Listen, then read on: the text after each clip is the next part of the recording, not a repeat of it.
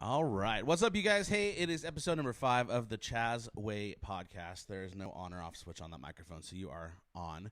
Let's see, episode number 5. Thank you so much for watching. Thanks for listening. Thanks for being around. And hey, I just want to encourage you guys to check out all of the different avenues where you can find the podcast. So whether it's on iTunes, whether it's Spotify, whether it's YouTube, wherever you choose, so many ways. And if you're not sure how to do that, just reach out to me and I will make sure I get you some direct links, or you can check social media for sure. Also, if you want to screenshot this, tag me in a post, you can do that as well. I love the visibility. And I say this every week. It's not about the guest. It's not about me. It's just about making sure that we're sharing these messages. So hopefully we can bring value to you or somebody that you know. I believe that in every message, there's going to be some sort of value brought. And when that happens, maybe it's not for you, it's not for us, but maybe the value goes for somebody else. And so that's why I ask you to share these things. So this week, again, week number 5 of this year, 2020. And I'm joined by my friend, a pretty new friend. I'm excited to share how that came about because I think God works so far ahead of us. But Jack Brassfield's here with me, so say hi, Jack. Hey, what's going on? Thanks for having me. Yeah, man, I'm so honored. So first of all, before anything, massive gratitude to Kenny Bartram. Kenny has been a friend of mine for like over 10 years, probably longer for you. You've known Kenny forever. I think since we were about 12 years old. That's crazy. Are y'all the same age? I might be a year older. Okay. I'm 46. Do you do backflips too? No. All right. So Kenny Bartram's a freestyle motocross guy. I actually started my knowing of Kenny as a fan. I love freestyle motocross. Always have. Well, I have since freestyle's been around. Yeah. I've loved supercross and motocross since I was a little kid, and then freestyle has been my thing forever. And so I knew him as a fan years and years ago, and then we developed a friendship and have been forever. And he's just such a stand-up dude. Oh my God, he's the best. I've heard you talk about him, and you talk so highly of him as well. But so let's see, I don't know what month it was, August maybe, just back this late summer. Was in Tulsa for Nitro Circus, and Kenny was going to be on this podcast with you, Moto-Moto Live.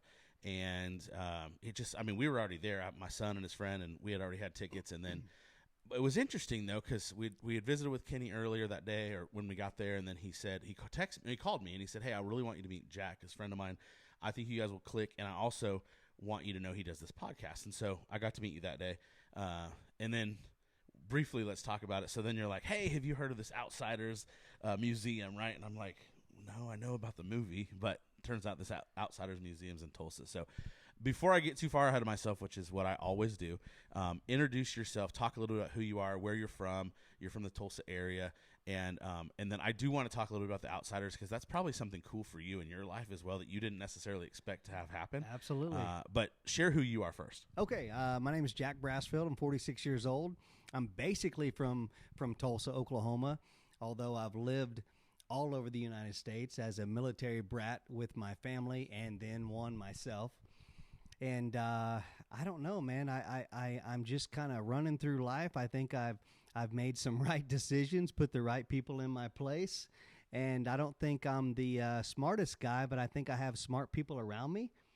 And here we are today. I'm glad to be here with you, Chaz. Man, that's so awesome. And I think that's so good. You don't ever want to be the smartest guy in the room. No. And it's funny you said that. You're like, I'm not the smartest guy, but I put myself in the right places. And I think that's so important. I never want to be the smartest guy. I think as soon as you are, then it's time to find a different circle. Right. You always want to grow. So that's super cool. Awesome military family. That's so cool. Thanks for everything that you guys have done for sure, by the way. Thank you. And, okay, so Tulsa area. Do you live in Tulsa? Yeah, so we live right outside Tulsa right now in Broken Arrow.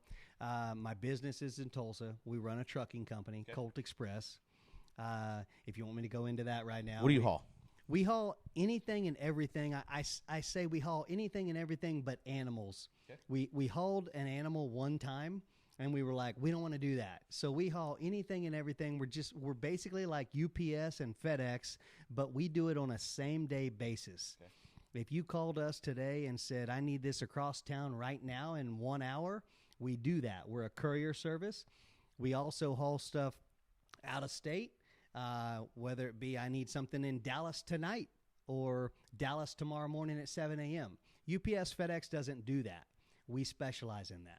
Okay, that's very cool. So anything that needs to be hauled except animals, which I feel like there's probably layers to that story. Yeah. Was it like something bad? I mean, it was a dog that we hauled from Little Rock one time, Little Rock to Tulsa, and there was so much babysitting involved, stop, let him go to the bathroom, feed him. I guess these were the demands of the owner that bought the dog. We were just like, yeah, we need to get there quick. Our guys are paid by the hour or by the job, and we don't have time for this. We stopped doing the animal transport. I don't blame you. If it doesn't serve you, it doesn't work for you, don't do it. Do what works for you. Right. That's awesome. So Colt Express, based in Tulsa. Yes. Okay. And so a lot of one day stuff, mostly local, but some out of town stuff. Are most of your guys are home every night then? Yeah, pretty much. I mean, we're pretty much an 8 to 5. As far as a driver is concerned, we're pretty much an 8 to 5 Monday through Friday service, but we are open 24/7 because we get those calls. We have dispatch that answers the phone at 2 a.m., and we get those emergency calls. We've been in Tulsa for 23 years. We opened in Oklahoma City 12 years ago. Okay. We just opened a Springdale, Arkansas location 4 years ago. We're about to open up a Fort Smith, Arkansas location. Okay, that's awesome. So is this your company? This is our company, yes. All locations are yours? Yes. Is it a family? Yes. Okay. My wife and I, Tana, we started this in 1998 out of a need. Let me say, we saw a need. We saw a need for this. She owned a printing company, okay, and she needed stuff run across town. You know, she might print something and run a proof across town. And we're like, there's nobody to do that. We need this proof ran across town, proofread, and bring it back to me. They need to see it. They can't see it through fax or email or anything like that. They need to see this. So we saw a void, let's say that. We saw a void in the market, and we created Colt Express. That's awesome. So it really started as something really that small, although it's not small. I mean, that's a really important need, but it was really based on that. Oh, you needed a runner. I mean, it did. Yes, it started out of a need, but it started because I didn't want to work for the man. Yeah. Okay. Amen, so man. I was like, I had just gotten out of the Marine Corps, which we could probably get into later. I had just gotten out of the Marine Corps, and I'm ambitious, and I'm like, I can't do this clock in, clock out thing. I just can't do it. I ended up cutting my finger at a job on an assembly line, and I go to the owner or the manager, the floor manager, and I said, hey, I cut my finger. It's hanging off. My finger is hanging off. He looks at it and he says, you're fine. Put a Band-Aid on it. Get back on the line. We need that line moving. And right then I noticed, man, you don't care about me. Now, if he cared, I would have probably still been there today. But the fact that he showed that, yeah, put a Band-Aid on it and get back on the line, I saw right then, I can't be here. And we're running 44 drivers right now with 3 locations. We care about every single one of them. I know their names, their middle names, their children. I know where they live. We interact with them. We just had a Christmas party where we gave away a 55-inch TV. We care about these guys, and I want them to know that. I hope they do. I think they do.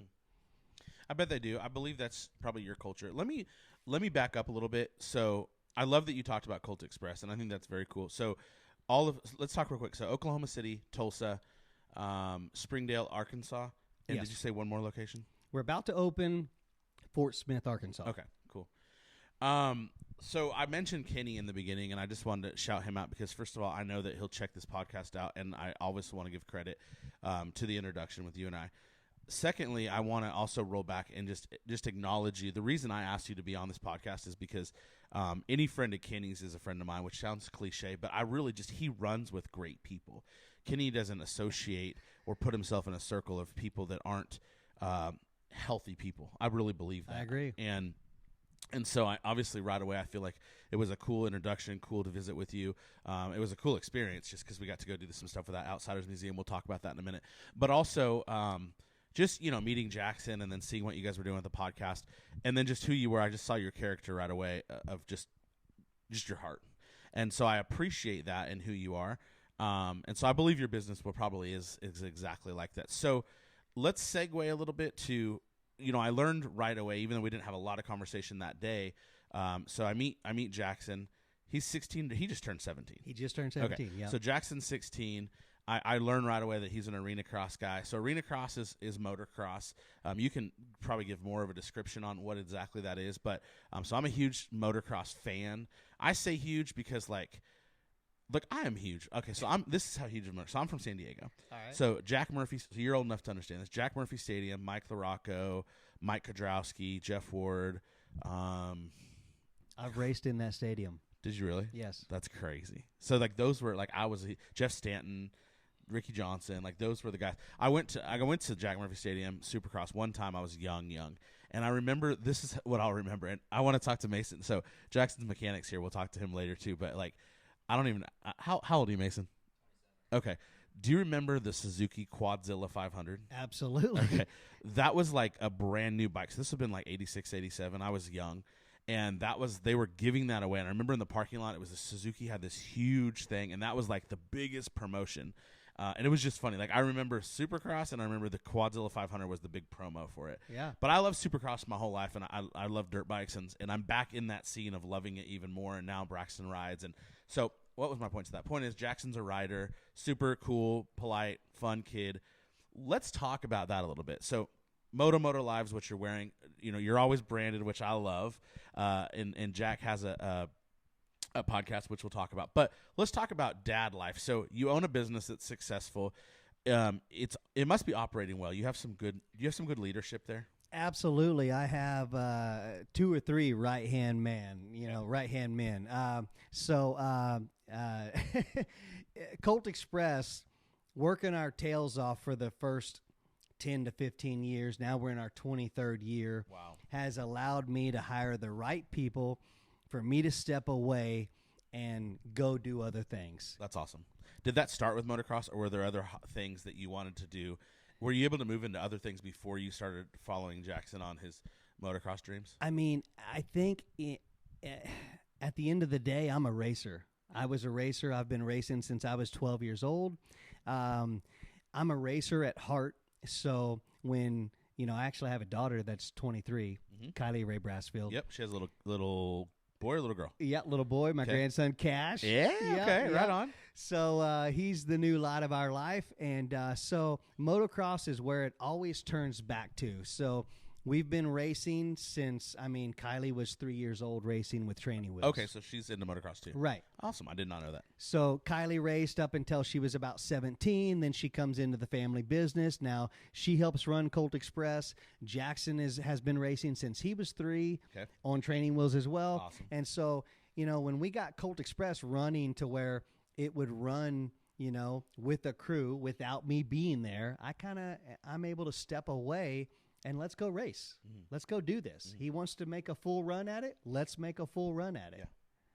I love that. So, side note, for anybody that's watching or listening today, if you are in an employee position in life and you love being an employee, I would encourage you to do everything you can to put yourself in a position where you are valuable to your employer, because you could be a Jack, which means setting yourself up in a leadership role as an owner, where you can put people in the right position so that you can go enjoy the freedom of your life, which for me is a key. Like, to me, it's faith, family, and fun. That is my goal in life, which means creating that freedom, and the only way to do that is in entrepreneurship and owning your own time in your business. However, if you have an employee mindset, which is absolutely fine if that's you, I would just tell you to put yourself in a position so that you can get into a step of leadership in the business where you bring enough value to your employer, so that you can allow your employer to have those freedoms and put yourself in a spot where you have, I don't want to say job security, because I believe job security also can create complacency. And so, because I think sometimes you get so secure, you can kind of get just almost lazy. Right. But employees, if you have a mindset, it's okay if you have a good employee mindset, but just, I'm not trying to harp on anything, but just like, don't just clock in, clock out. Don't have a black and white attitude. Like, strive, if you have an employee mindset, strive to be a great employee, not a butt kisser, but strive to bring value to your employer so that you can have a place in that position in that company where you bring enough value that that you have a place and a belonging and you're appreciated there, because that could be a very long-term thing. Absolutely. I'll speak on that as well, because we have drivers that turned into dispatchers. We've had dispatchers turn into managers, and managers turn into customer service and sales and billing department. I mean, they went from a driver to something else. There's room to grow. Yeah. And, I wouldn't, like you said, you don't have to be the entrepreneur. You don't have to be the owner. You don't have to be just that guy that clocks in, clocks out. Be that right-hand man. There's a lot of room in that. And actually, I kind of sometimes envy that right-hand man because he doesn't have the headache of paying the bills. He's just running the show. So there's a lot of a stake in that, Absolutely. And for me, there's been times where I have overlooked that. Because I think when we're driven, there is a different personality of somebody who wants to grow. Like, there's not a day in my life I don't want to grow. I believe that's probably the same for you. Yes or no? I mean, yes, would you say absolutely. That? So every day I want to be more. I want to be better. I want to be stronger. I want to feed myself something that helps me become more. And not everybody's like that, and that's totally okay. There are times where I overlook that, and I maybe don't give enough credit to the person that likes to play it safe, which is exactly what that is. But that's why I just want to take a second to say, hey, if you want to play it safe, but play it safe in a place that positions you well. Yep. Because people like Jack need good people in Absolutely. those roles. So moving on, awesome that you've set yourself up for that. And credit to you because you've obviously created that culture. You had to do something in that to create those you had to create a culture that put people in those positions that you're able to let go enough. And you must I've never seen you in that leadership role, but you must do something in there that is able to be hands-off enough. You must not be micromanaging too much. I'm not micromanaging. You have to let go. You have to realize that, hey, it might not get done 100% the way you want it done, but sometimes 99% isn't bad. 99% is still getting it done. You're going to I could go in and nitpick every day. I could, but I'm not that guy. I'm like, hey, he just had a different view on it. He had a different way to tackle this obstacle. And I got to throw in there that I think I married the right woman because as I've stepped away from the business here lately and running the racing program and the Moto-Moto live show, my wife Tana has stepped in and just completely revamped the business. And I'm talking revamped. I mean, she almost came in and redid everything we had done together. And it took me a while. It took me a little bit. I had to, eat some humble pie, and then I don't know. It took me a couple of weeks, and I thought, you know what? Wait, this is working, and it's working great. She's doing a great job. Are you a control freak? I'm not a control. Well, hang on. I am only a control freak when it comes to driving. Okay. And I'm actually trusting Mason to get me to Reno tomorrow. And he's a great driver. Yeah. I don't know. I just want to survive. I think that's the only the control freak I have in me is driving.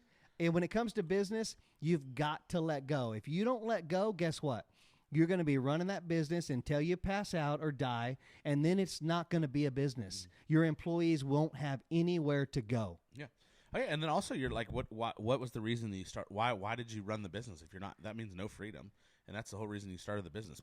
Some people don't want to admit that just because their ego's in the way, but that's exactly why you did it. You wanted freedom.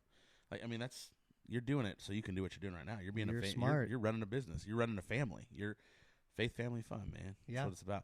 So let's talk about your wife for just a second. How long y'all been married? We've been married 23 years. Tana Brassfield.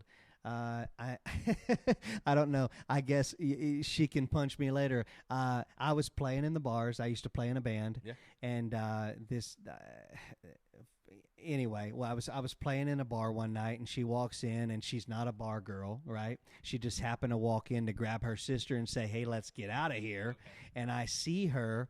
I end up getting her phone number and working up the courage to ask her out, which she's one of those girls where you're like, oh, she'll never date me. She'll never talk to me. And I got the courage up one night to ask her, and long story short, she said yes, and here we are 23 years later.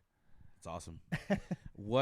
How have you been married for 23 years? Give me like some what's worked? Man, I'll tell you what, 23 years, I've messed up so many times. And to sit here and put her on a pedestal is what I'm going to do, but it's actually reality for my life.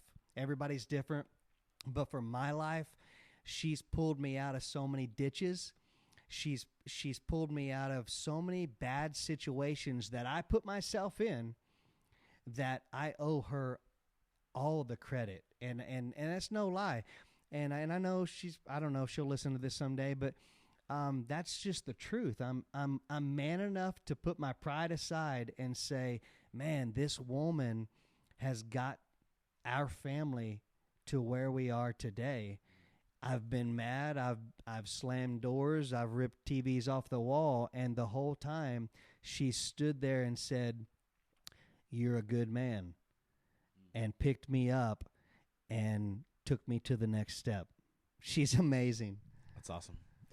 That's so awesome. I don't know if you want to talk about it. For some reason, I feel I'm just going to go there. I've stalked your social media a little bit, not a ton, but I've seen some stuff. Did she go through some health stuff? She did. So yeah, absolutely. Okay. That's a great story, an amazing journey we went through. So in 2012, she had been sick for about a year. So in 2012, she finally gets diagnosed with multiple sclerosis, MS, which you're seeing all over the place on TV commercials and all that. But back in 2012, it was relatively new to the public.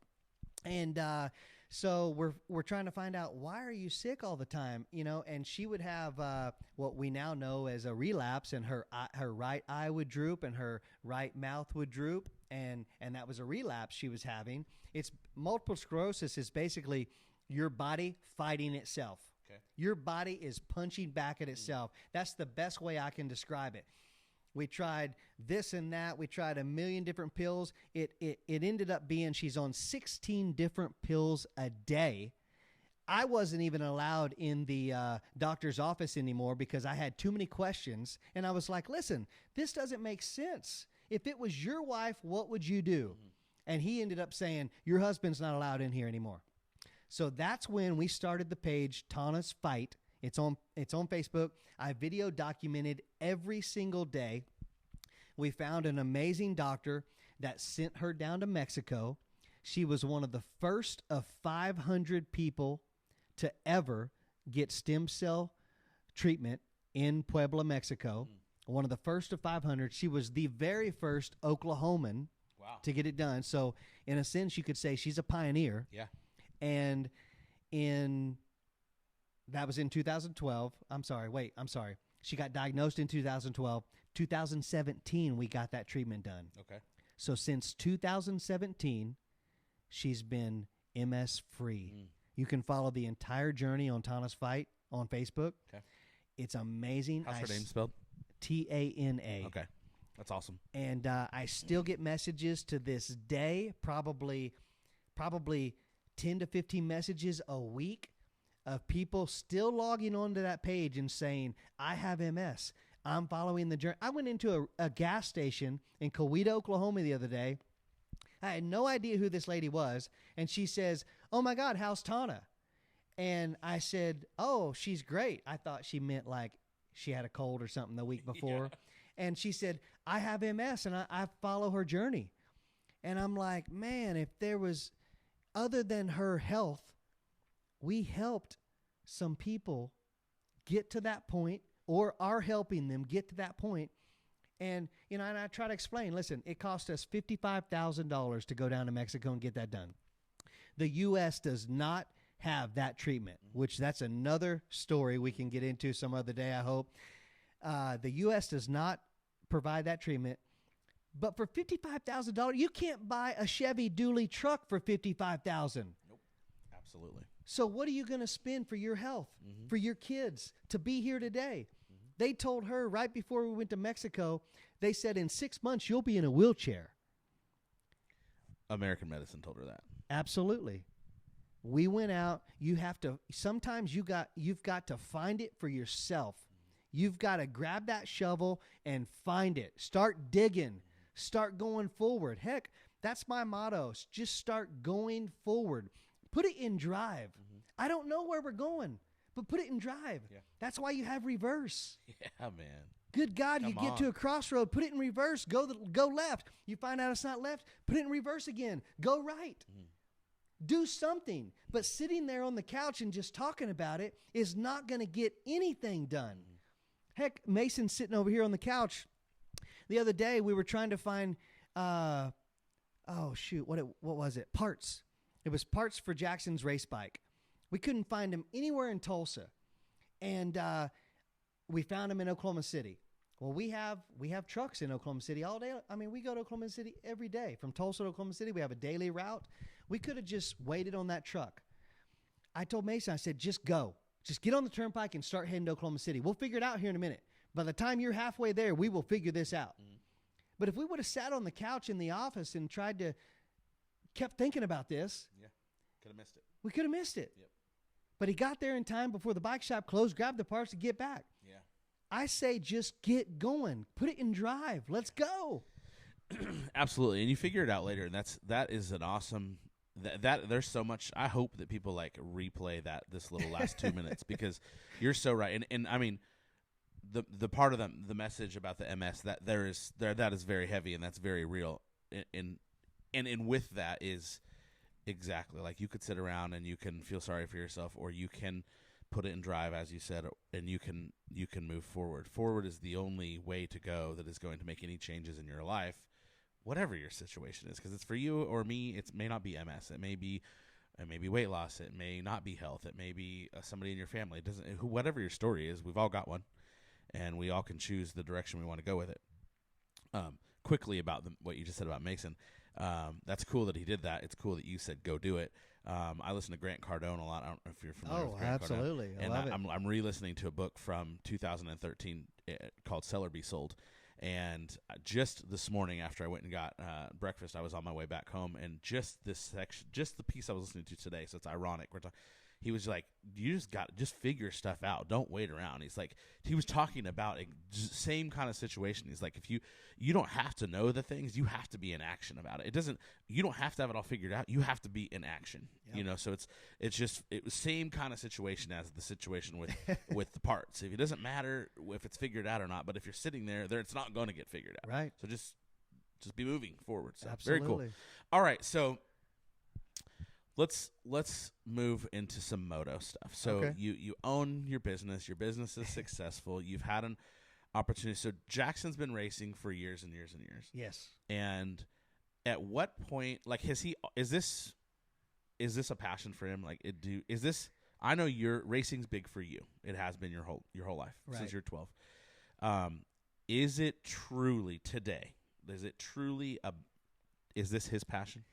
I think it is on and off. And at 17, I can say the on and off because now this last year we opened our own motocross track. Mm-hmm.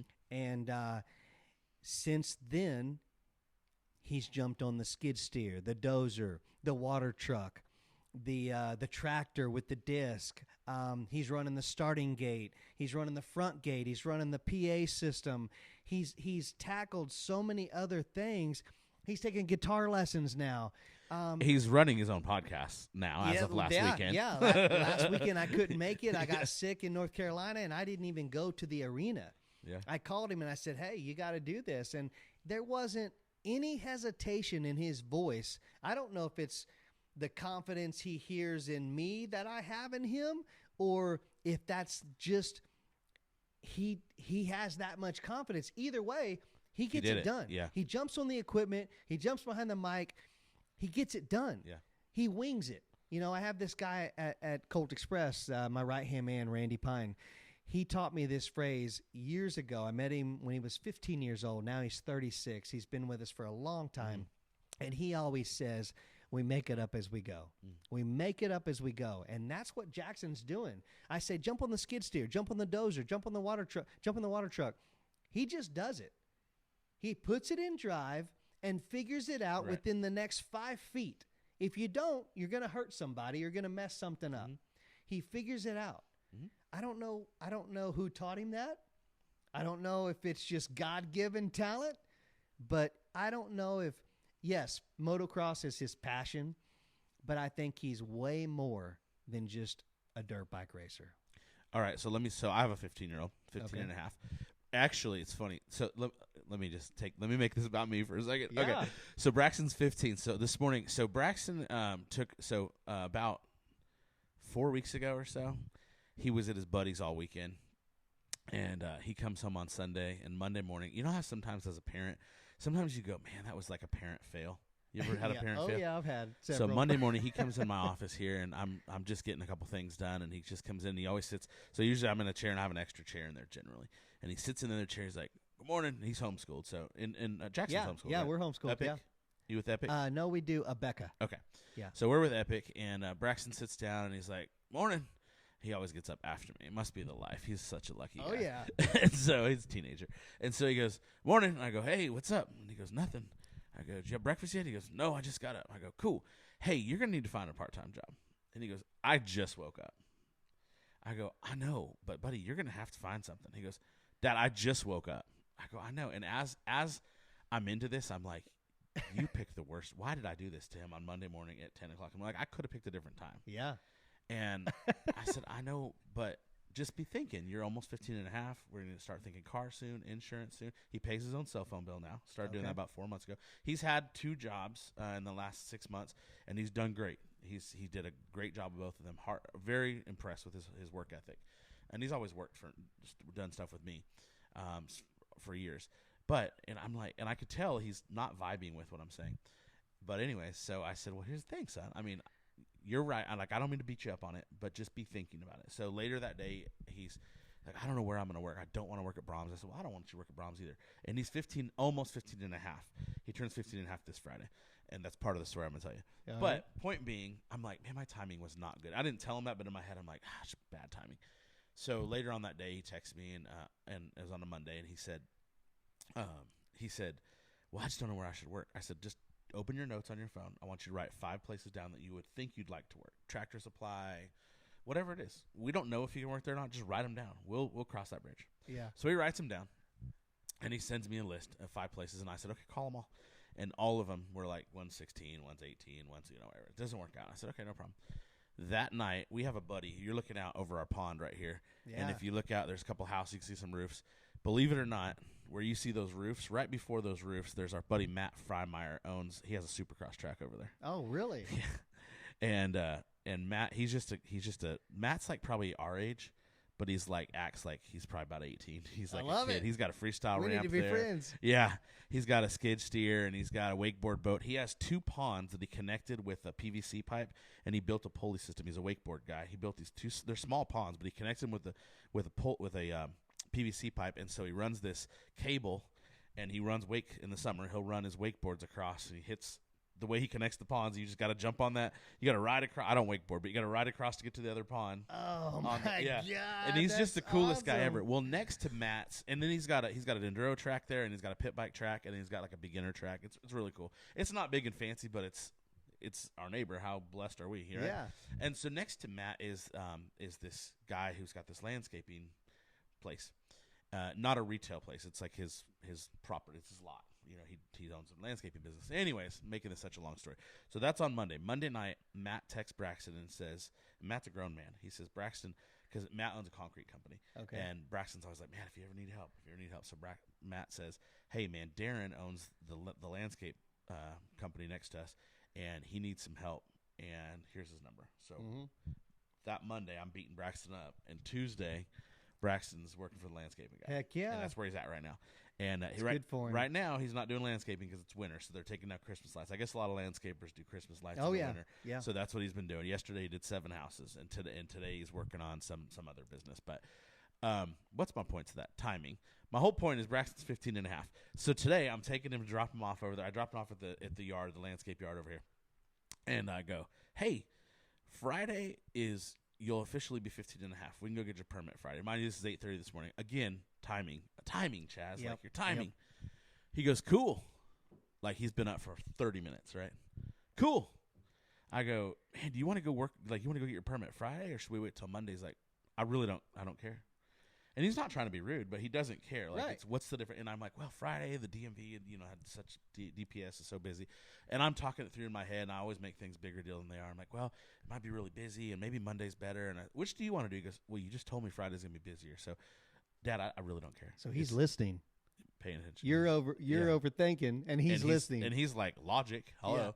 And so, anyways, he's like, I don't care, Dad. So my point is, like, it's really funny how kids are. Like, Yeah. And so I say all that, and I know I made that really long. My point is, so with Jackson, he might love motocross, and maybe it is his passion, and maybe driving the skid steer and driving the water truck and running all these things that he does. And I watch him like he's a well-rounded kid. Jackson is, and I think that's awesome, and that comes from you, obviously. But now let me ask the question again, because I'm a dad, so that's why I want to really dive into this. Okay. Do you truly believe that he has a passion for long-term motocross? And before you answer this, and he enjoys doing the other things because that's part of it. That's part of being a son. That's part of the family. That's part of you guys now own the Supercross track, and we'll talk about that, or this motocross track. I do want to talk about Bubs Creek.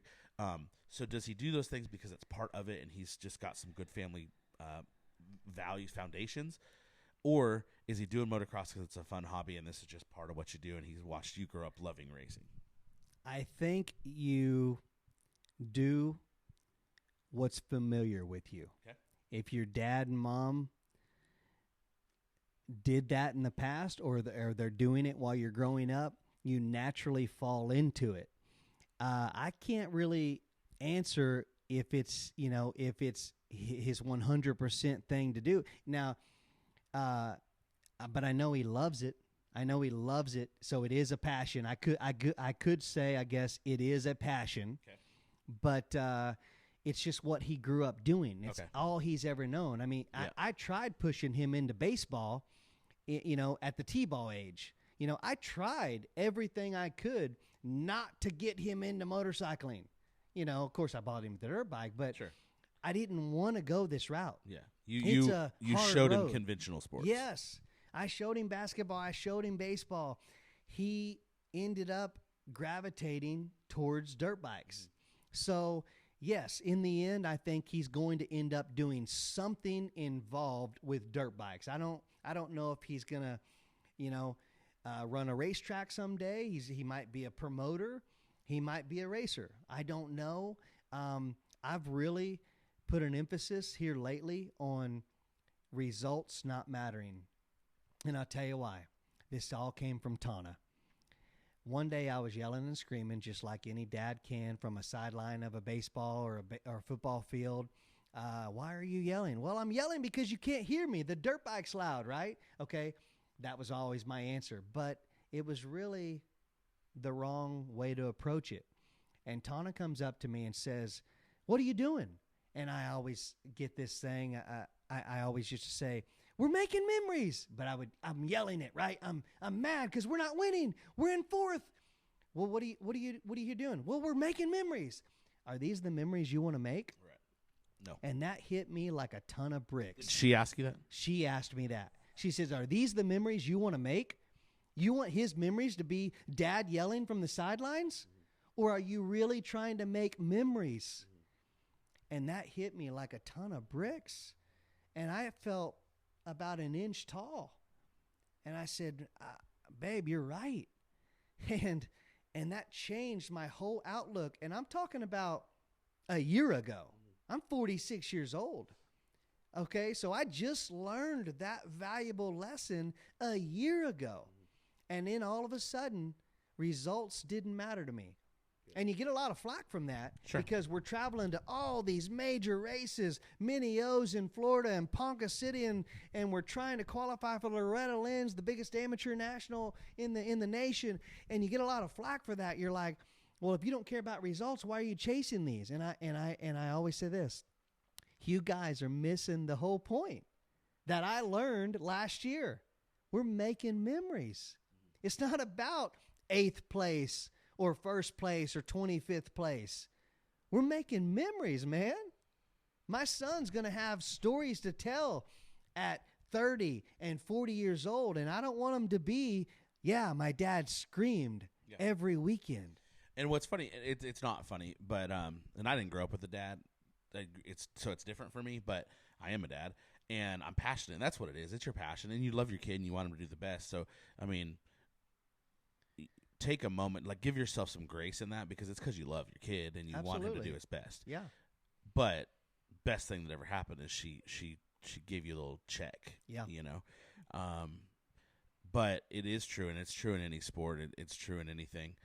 When I listened to Jackson, and I want to plug and talk about Moto-Moto Live in a second, but when I listened to him last night, actually, I was listening to him he talked to some different riders from last week in the Oklahoma City race at Arenacross, and the different riders he was talking to, I don't know who they were, but they were like talking about, it was like, I think it was Saturday, and he was asking about like maybe the Friday race, right. if I'm not mistaken. I could be mistaken, but does that sound right? Oh, okay. Or was You're talking about he was in North Carolina Saturday night, and he was asking about how'd you do in practice. How were your practice times? But they were no, it wasn't times. It was talking about placing, so he must have been talking about how they placed in Oklahoma City. Okay. Unless it was Saturday. Did they run Friday and Saturday? He was asking about how did you place in time, because your timing is going to give you a gate pick. Okay. So he was because they were talking about like rider. Yeah, so they were like 12th and 6th or something like that. Yeah. Does that sound right? Yep. Okay. Anyways, all of them, he was like, oh, cool. Like he had really good like, and of course, I mean, you're not gonna say, oh, that sucks, bro. You know, I mean, yeah. but he was like super encouraging for all of them, and then he'd really, it was interesting because he's a racer also, but he was not he wasn't making it about him, but he also was like really relatable. In fact, they even talked about some other like tracks and the sand in Amarillo. Yes, I think it was. Yes. And he did a great job, but it was really cool because he was super encouraging to the other guys, talking about their placement in I guess in timing as well. Yeah. So. The racing thing, when you guys decided to go full, is this new? Like, well, actually, I'm gonna ask a question I'm dying to ask. Yeah. And I've even debated asking. I'm like, what if this is a debate? What if like what if I'm stepping on like, I hope this is juicy. I hope this is juicy. It's probably not. So last year he took the #1 plate in Hoosier Arenacross. Yes. This year you started in Hoosier Arenacross. Yeah. Right now you're on a run with Kicker. Yeah. Tell me why. Oh man! Did I hit a spot? You hit a yes! spot. I hit a spot, Mason. Okay, so that means I pay attention. So actually, last year we took off. He was injured. So okay. So 2 years ago, he won the Hoosier Arenacross title in the Super Mini class. Okay. Is that so? People won't know. A lot of people won't know. That would be like, what is the CCs on that? Okay, the Super Mini is basically an 85cc bike, but you put big wheels on it. Okay. And you may soup it up to a 105 or 112. Okay. Is like 112 the biggest? Yeah, 112 is the biggest you can go. And that's when your young son is growing too tall for the 85. You put the bigger wheels on it, and it's now a Super Mini. Not quite ready for a 125. Right. Okay. And so he won that in the Hoosier Arenacross title. He's got the #1 plate and all that, and that was so exciting. And then he moves up to the big bike. Okay. We take a year off because he injures his shoulder. Okay. So yes, to start back, we started with Hoosier this year. Yep. I don't know how in detail you want to go. I just want to be real. Okay, I'm going to be real. Hoosier calls me. The Hoosier promoter calls me at the beginning before the year starts and says, "Hey, I heard about this Moto-Moto live show you started. Let's build that. You know, it's new, right?" I said, "Yeah, it's new. We only have a few hundred followers, and it's brand new. Hey, bring that on to our tour, and we'll do it every Friday night. Every Friday night, we'll do the Moto-Moto live show right in the pit area. You'll interview the pros and the amateurs." And it was going great. I love that promoter. He's a great dude, but when we got to round 4 or 5 in Claremore, Oklahoma, Jackson's sitting, I don't know, top 3 or 4 in the points in his class. The racing wasn't, the show's going good. The racing is difficult because he's out there battling with kids. And what happens is that battle rolls over into our pit area, which is where we're doing the show. And so he got into it with a rider on the track. That rider brought 7 of his friends into our pit area. Teenagers. Gotcha. 7 of his friends, so that's 8 of them. They bring into our pit area, and they destroy our pits. Now, mind you, we've got T-shirts and koozies and stickers and mugs and everything for sale on our display table. We're running the Moto-Moto live show, right? We've got an awesome a display right there in the pit area. We had just gotten done with our show. That night, we had just interviewed 3 riders. And they came over because they're mad at an incident on the track. Now, let me back up. They penalized Jackson for the rough riding. He took his penalty. They bumped him from 2nd place to 4th place. You want to get into the juicy details? I'm going in. Yeah. We took our penalty. Okay, and this is something I haven't talked about because I specifically got on Facebook and said, I'm not telling my story. Okay. Now I remember actually seeing that where you Okay. talked about that, where you said that. Yeah. I didn't feel like I needed to explain myself. Everybody in the pits saw it. Jackson took his penalty. Matter of fact, we went back to our pits, and I said, son, that's what you get for rough riding. He's like, I know. I didn't mean to run it in on him that hard. I didn't know he was going to fall, right? It was just rough riding. Good God, they do it every Saturday night in Supercross. Yep. Matter of fact, they advertise with those commercials. Mm-hmm. The block passes and the crashes. Barsha and Anderson. Yes. Every Last week. weekend, it was Anderson and Roxon. Yeah. They advertise with that, yet you get penalized when you do it. Right. Long story short, he took his penalty from second to fourth. They bumped him. Fine. We went back to our pits, and we're getting ready for the next main event. Fine. We're fine with it. But then those 8 kids come into our pits and destroy our pit area. Flip up the table, our T-shirts and our mugs and our koozies go everywhere. Well, at the time, I was doing the floor announcing for Hoosier.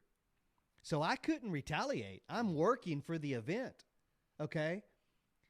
Matter of fact, they had just handed me the mic and said, hey, it's time for halftime. Let's go.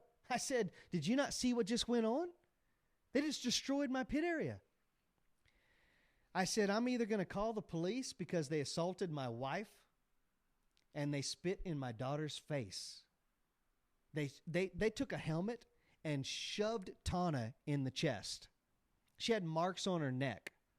They spit in my daughter's face and they destroyed our pit area. Wow. And I didn't retaliate because I'm working for them. I went to the promoter and I said, hey, you need to do something. I mean, this was assault. I could call the police. He looks at me and he says, Jack, don't call the police. Please. These are his words. Please don't call the police. I can handle this. I said, okay, cool. Great. We're good. We're golden. Let's handle it. I'm thinking to myself, we already took our penalty. Now he's going to probably kick this kid out. Okay, that was horrible. Sure. He brings the kid over. He says, he points at my pit area, and he says, did you do this to the Brassfields? And the kid admits it. His mom is standing right next to him. And he says, yes. And now he's all innocent. He says, yes, sir, I lost my cool, and my friends had my back. That's exactly what he said. And the promoter said, well, tell Mr. Brassfield and Mrs. Brassfield you're sorry. And that's it. A sorry is all we got. Now, that's fine. I don't care. I'm a big boy. I got my big boy pants on. But that wasn't enough for me to stick around with the series. Yep. I only need to touch my hand to the fire one time to know it's going to burn me. Mm-hmm. Right then, I actually stuck out my hand, and I said, sir, it's been nice working with you. I wanted to be professional. I said, it's been nice working with you. I shook his hand. We packed up our stuff, and we left. Luckily, the Kicker Arenacross series hadn't started yet. 2 weeks later, we joined the Kicker Arenacross series, and the rest is history. We started in Loveland, Colorado. It went to Amarillo. It went to Oklahoma City, then North Carolina last weekend. Now we're on our way to Reno, and it'll round out in Denver. Let me tell you, the Kicker Arenacross is top-notch. I haven't seen the drama that I saw in the other series. And I'm not, and I only answered this because you asked, right? Sure, I absolutely. did not want to bring this up. Absolutely. But if someone asks you, I'm not going to shy away from it. I'm going to be a man, and I'm going to tell you what happened. Oh, and don't forget where you're going to go with that, with the kicker part. But I just want to say, I only asked because I debated. I didn't know about any of that. Yeah. Nothing. What I knew was that I'm seeing, and I'm an outsider. I'm not in this scene. I'm seeing, especially because Kicker was just here last weekend, I'm seeing a lot of talk about Kicker. I'm seeing a lot less talk about Hoosier, and I knew you guys were on the Hoosier Tour, and I'm seeing you not on the Hoosier Tour now. Right. I felt like if I didn't ask the question, I would not be true to myself because I was curious, and if you're curious and you hold back, I don't want to be that guy. That's why I bring it up. I'm not going to hold back. I'll tell you the difference. The Hoosier series is a regional series. They only tackle Texas, Oklahoma, Arkansas, Louisiana, Missouri, and there's not an AMA #1 plate involved. Okay. The Kicker Arenacross series is a national series. As you can tell, we were in North Carolina. Right. Now we're going to Reno, Right. back to Denver, Oklahoma, Loveland, Colorado, Amarillo. It's a national series. It's recognized by the AMA, the American Motorcyclists Association. You win that series, it's a #1 AMA plate. So I'm not trying to say, yes, this is better, not, but it is a national series, and it comes with a real #1 plate. Very cool. And I was listening to your interview from probably a few weeks ago, but it was with Ashley, who I guess is with Kyle Bitterman. Yes, Ashley Tulsky. He's the team manager of the Gas. So Arenacross. are Kyle Peters? Are those both on the same team? I'm sorry, Kyle Bitterman is what you said. Yes, but are Kyle Peters? Are they on the same team? No. Okay. Kyle Peters He's on a rides Honda. for the Phoenix Honda team, based out of Greensboro, North Carolina. Okay. Kyle Bitterman is on the Gas team. It's actually Lasting Impressions race team. Okay. Lasting Impressions is a concrete company. Okay. They've basically gotten to a point to where they're such a successful concrete company that they started a team. That's awesome. And Ashley Tulsky also owns a company.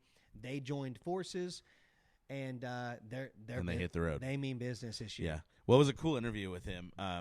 Humble, sounds like a humble guy. For sure. He's great. That's super cool. But what I was going to tell you about that just briefly is that I didn't know that some of those guys, I'm assuming Kyle Peters as well, tell me if I'm wrong, they're going to hit the East Coast Supercross. Yes. Which is super cool because we'll be in Arlington, and that's round 2 or 3, I believe. Yes. Week 8 of the season. And so those guys will be on Supercross, which was yeah. cool because Anna's new to this whole motocross thing. She's like, it meant nothing to her, but now she's hooked. She went to Arenacross with me last weekend. She saw those guys battling, and she's like, that Kyle guy, what they call him, KP, Kyle Peters, man, he's so fast, he's so smooth. But now I told her last night, I was like, I just listened to Jack's show. They're going to be at Dallas, and she's like, what? Yep. So that's awesome. Yep. So very cool. Okay, I hate to hear that happened. It sounds like you handled it well. I hate to even tell that story. Dude, I'm so sorry. It's real life stuff. It's real life, and I don't shy away from it. Yeah, it can happen at a baseball game. It can happen anywhere. Right. And it's real stuff. Here's what I want to say, and we'll move on to something else, to the next thing. But I do want to say this. I love Todd. Todd is the promoter for Kicker Arenacross. Yes. I used to be in the event ticketing business, so I handled Todd's ticketing for like 3 of his. I did New Mexico, 1 Colorado. I did a few of his shows. I did his ticketing, and so that's how I know Todd. I've been going to Kicker Arenacross and the Lazy E for years and years. Braxton, before Braxton probably. Okay. And because I love motocross. And this year, now I went last year and I probably missed a few somewhere around. I don't think I've been to every one. This year was the most. Tell me if you agree or not. If you don't, that's okay. This was the most professional, well set up Kicker Arenacross I have ever seen, at least in Guthrie, Oklahoma. I agree. And I'm not just saying that because I'm on the tour now. Yep. I totally agree. It's from start to finish, it's professionalism. Everything is done by the clock. Everything's done by the number, and it's to the T. Yep. And Todd even Hammock just puts on a great show. But it's evolved. Yes, because there were many. So my background's entertainment, so like I pay attention to that stuff, and I've been a DJ since I was 17 years old. So I pay attention to production. I pay attention to music. I pay attention to, is the music too loud? Is the music too quiet? Is it good intro music? Is it bad? How's the MC? How's the host? How's the guy out there? Can they hear him? Is he asking the right questions? Yeah. That's my world. That's what I pay attention to. From the chalk on the dirt to the quality of the dirt.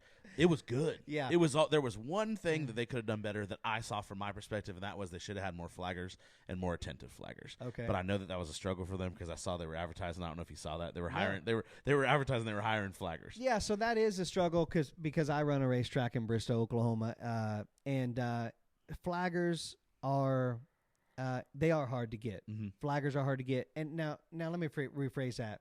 Good flaggers. Sure. You have to have guys that know what they're doing. You cannot just raise the yellow flag. Yeah. You've got to know what you're doing. Actually, at our events, before practice even starts, we actually go through a 15-minute routine. Wow.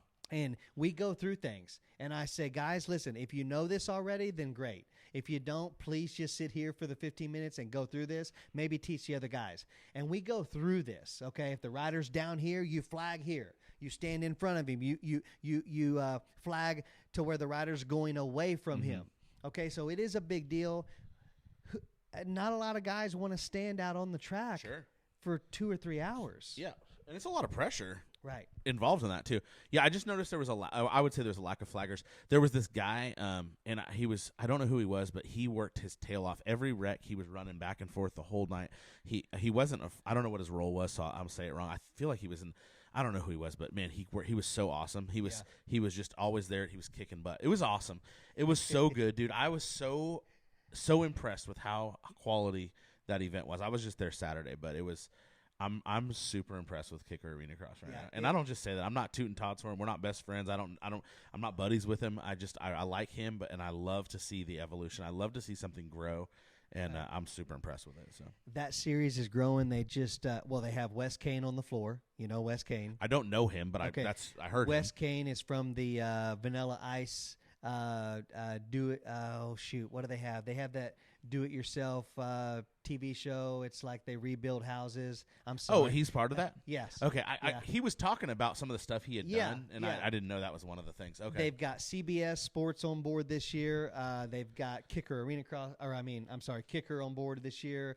They've got Law Tigers. They've got a great program. I'm not just trying to. I didn't know we were going to plug Kicker Arenacross, but yes, I agree. No, I'm just giving credit where it's due, man. Yes, it's awesome. Absolutely, it's super awesome. So, let's talk a little bit more about motocross, and we'll move on, and then we'll wrap things up. So, Bubs Creek, talk about that. That's your property, your track.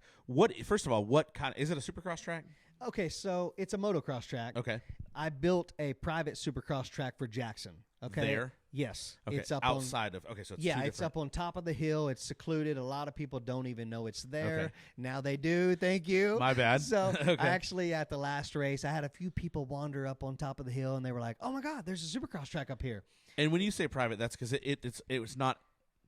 It was for his training. It's not for everybody to go jump on it. Is that a safety thing, or is that it is a safety thing? Ace in your hole? No, it's a safety thing because I don't want the amateur riders up there trying to jump these jumps. Okay.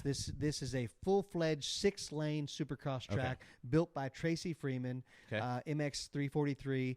The dude knows how to build a track. It's legit. It's got 6 lanes, 2 full supercross set of whoops. I'm always thinking ahead. Yes, we're not in Supercross yet. Mm-hmm. I'm always thinking 2, 3, 4 years ahead for my family, for my son. Yeah. And he needs to start learning how to ride Supercross. No, we're not there yet. We're in Arenacross, which is a smaller venue. You said elaborate on that earlier. Arenacross is like arena football. Okay, it's still football. It's still like the NFL. You're just in a smaller arena. What a great analogy. I've never thought of it like that. Yeah. It's just a smaller version of the same thing. Right. It's not a road to super Supercross. Technical, though. I think to me, I could never ride Arenacross. It's so technical. Sometimes I think it's tougher in Arenacross, especially because big bikes. You are slammed together in these tight corners, and it becomes an elbow match. Mm-hmm. But, no, if I can go back a little bit, I mean, talking about Todd and the Kicker Arenacross, that was actually my first job ever at 16 years old. Was Todd and his brother JD shut down a motocross track in Bixby, Oklahoma at Allen Ranch. Okay. At 16, I went and I said, "Hey, we don't have a track anymore? There's no track. I got to go to Oklahoma City to ride or race." I went to Ted Allen and I said, "Can I please open up the track?" Todd, Kicker Arenacross, Todd Hammock, and his brother JD had just shut it down. I think because they weren't making money at it. Blah blah blah. You know, it's gotta be financially doable, and that's how I got into the owning a racetrack type thing. That was at 16. I ran 4 or 5 races. We reopened the track, and where was that at? In Bixby, Oklahoma. Okay. It was Allen Ranch. Ted Allen owned a ranch down there. And he's no longer with us anymore. But Ted Allen had a ranch down there, and they had a motocross track on it. He would also have boys come in that troubled boys. I mean, they could either go to juvie or go to Ted Allen's ranch and work it off, run the cattle, run the horses, and do all that. And when I saw the Hammocks leave Allen Ranch to go to bigger and better things, I went to Ted Allen and I said, "Man," I said, "we need this. We need this right here." And he was like, "Well, what do you want to do?" I said, "I want to open it back up." Yeah. He said, "Give me $3 out of every person that comes to the gate, and you can run it." Wow. He offered his equipment. You're 16 at this time. Yeah. He offered his dozer, his skid steer, his tractor. We had everything but a water truck. We hooked up water pumps to the pond, and we ran 4 lines out to water that track. Very cool. We did 4 or 5 races, and anyway, that's how I got into running a racetrack. A lot of people think, "Oh, you just started Bubs Creek last year." No, I've been doing the motocross track thing forever. And I jumped ahead for a second. You started talking about Bubs Creek, and I got on the Supercross track part. Right. So Bubs Creek is a motocross track, and when you say that, I'm not a little naive here. When you say motocross track and it's Bubs Creek, it's out in the country. Yes. Is motocross track like what a nationals track would be like? So I'm gonna go out on a limb and say our track is very close to a national caliber style track, and I'm gonna say that because our track is wide. It's got elevation. It's not just a flat piece of land that we threw some jumps on. Okay. So if someday it gets there, great. If not, we're having fun. Cool. Okay. But we sit on about 200 acres. The track takes up about 10 of that. Okay. But we've got a track. The intermediate riders are running about 1:20 lap times. The slower riders are about 1:40. Mm-hmm. So we've also got 3 or 4 miles of trails through the woods. So at our last race, we had approximately 250 riders at the race. Well, while the race is going on, we've got trail riders coming in the gate paying just to ride the trails, whether it be a side-by-side, a four-wheeler, a dirt bike, you name it, they're going through the trails. And the trails are directional, so you don't run into somebody coming the wrong way. Love that. And Bubs Creek is not open to the public on a regular basis, but only I don't know what you'd call it, but only specific dates and times. Yeah, special events. Keep an eye on our Facebook page, our Instagram page, Bubs Creek, and that's only because we're busy racing right now. Sure. We're busy racing. When Jackson's done racing someday, we'll probably be open every weekend. Yeah. But right now, it's just select events. And where is Bubs Creek? It's in Bristow, Oklahoma. Okay. 18326 South 273rd West Avenue. Okay. Now, that is, so we're obviously in Oklahoma City more right now. That is, I say obviously. There's nothing obvious. Nobody would know where we're at right now. I'm right. Obviously. We're in the middle of America. Yeah.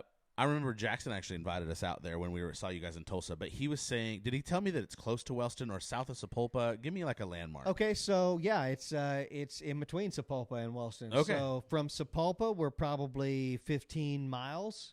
North, south. Oh, or gosh, I guess get west. me looking at the map. Are you here. off of I-44? Yes, we're off of I-44. You exit the Kellyville exit and go through Kellyville. Okay. So you exit the Kellyville exit off of I-44, which is the turnpike. Yep. And go through Kellyville. We're about another 4 miles. Okay. Right off of Highway 66. Do you guys live in that area? We live in Broken Arrow, so we're like 40 minutes from How'd the you track. end up with that property? So my wife, Tana, her brother lives on the property, Perfect. and his name is Bubba. Love so it. that's what, and there's creeks running all through the property. So actually, Jackson named it, and which is another funny story because there's another track in Maryland called Bud's Creek. Right. And it is a national track. So it's legendary. We've been there. I've raced there. I've practiced there. It's a legendary national caliber track. Yeah. And so we got a lot of flack over that at first, but I had to explain, guys, Bubba lives on this land and there are creeks all through it. Yeah. And Jackson named it and he had no idea about Bud's Creek. Yeah. So it's very similar. You know what's even cooler about that? Yeah. You don't have to explain it to anybody. I don't have to explain it. You don't. You know what? Can I go off on a rabbit trail here real quick? Do it. Talking about not explaining yourself. How about Joe Rogan saying sorry and explaining himself last night? I didn't. Why hear do you about it. need to explain yourself? Tell me more. Okay. Neil Young came on and said, take my music off of Spotify or cancel Joe Rogan. Well, hang on.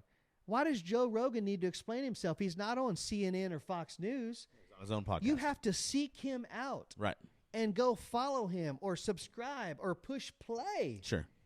Why are we explaining ourselves? You just said, don't explain myself. Exactly. Why is he explaining himself to the public? Guys, these are conversations. He's just having conversations. Yeah. And people are choosing to listen. They're choosing to listen. They're pushing play. Right. Everybody knows how Spotify and iTunes or whatever the podcasts work. You have to push a play. Yeah. You don't just, my phone opened up and Joe Rogan's on there. Right. You have to seek him out. So yeah, exactly. Give me the backstory. Did he do? We don't need to spend a lot of time on it. Did he do something? Where does the Neil Young fit into this whole thing? Neil Young, the musician. Sure. Okay, so he's on Spotify. Okay. Joe Rogan is only on. Well, no, I'm sorry. He's only on Spotify and YouTube. Okay, signed a $100 million contract with Spotify. He's not on iTunes. Joe Rogan did. Right. Gotcha. Okay, so he's a big deal on Spotify. Neil Young doesn't agree with his with his show COVID vaccination and his he's very views. open about that. Yep. Right. And he's basically saying you're spreading false information and you need to take him off there. Or you take me off there. Or you take me off. Well, guess what? Yeah. They chose Joe Rogan. Good. I'm not going to put any energy into that. Okay. But they chose to get rid of Joe Rogan? Or they chose... No, they chose to keep Joe Rogan. Good. Yeah. I'm gonna leave it there. All right, let's. Do you feel like Joe Rogan? You're playing it safe. You asked me to get juicy earlier. I don't like politics, and I have a very strong opinion on COVID. But we weren't going to go COVID. This wasn't about COVID. No. But what I will say is, I totally believe you should not have to explain yourself. I don't think Joe Rogan needs to explain himself on anything. So I didn't know he did that. Yeah, that's very current affairs, by the way. Like, that's yesterday. Like, how do you know that already? I follow Joe Rogan. That's awesome. Yeah. That even makes you cooler. Our Secretary of Health, I know you may not want to go there. Our Secretary of Health used to be a man, and now she's a woman, and you want us to go by her guidelines, or do you want us to go by a guy that's in shape and trains with UFC fighters and has a six-pack and has a physique that we're all trying to get? Right. What do you want to go with? Right. Because I will go there. I mean, yeah, and he speaks. No, listen, I like Joe Rogan. I'm not educated enough on Joe. Like, I love what he stands for. I just haven't stayed up with him enough that I can speak back on any of it. Other than I love that he speaks his facts. I love what his truths, his beliefs, and I love that he stands up for what he believes. I'm sorry, in. we went there. No. It's just that I'm not educated enough to come back with anything on it. Yeah, that's okay. Dude, I love his carnivore talk. Like, I love what he believes in this food stuff. He gets way out there. Dude, now, you watch what he did. What he I did with, don't agree with. Sure. Yeah. No, I don't. I love that he speaks for himself. But I guess my main thing is, here's where I stand. You've got one side of the country that says you either do what I say and do what I want you to do, or we're not friends. Or you've got my side of the country, okay, and I'll say that. Yeah. You've got my side of the country that says, hey, man, we can have a difference of opinion, and it's okay. Sure. We can still go to dinner. Let's have a steak. Right. Matter of fact, can I buy your steak? Right. That's the difference. Yeah. And that's where Joe Rogan is. He's like, listen, man, I interview lots of people. It's just a conversation. If someone sees our podcast, our interview here, and they don't agree, that's okay. Yeah, they have a choice. Absolutely. And that's, it's funny because you're like, you have to push play to hear a podcast or whatever. I feel the same way about social media. And again, we don't have to put a lot of time into this, but it's the same thing with social media. Like, look, if you don't like what I say on Facebook, like, hit the unfollow button. Right. Like, dude, that's totally your choice. You don't have to like what I say. And I don't say big, bold, rude things. But guess what I do say? I say positive things. And if you have a problem with that, you can also hit the unfollow button. Right. Like, if you don't like that I'm happy every day, bro, if you like negative, like, go like you're negative. Yeah. No problem. So I totally agree with that. And there's nothing wrong with that.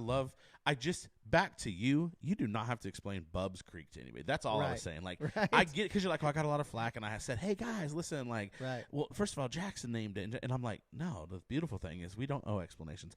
And the reason I say that to you, dude, is because that hits home for me, because I feel like I've explained way too many things in my life. We don't have to explain. Like, we don't owe explanations to people. We just feel sometimes like we do. And then at the end of the day, we don't.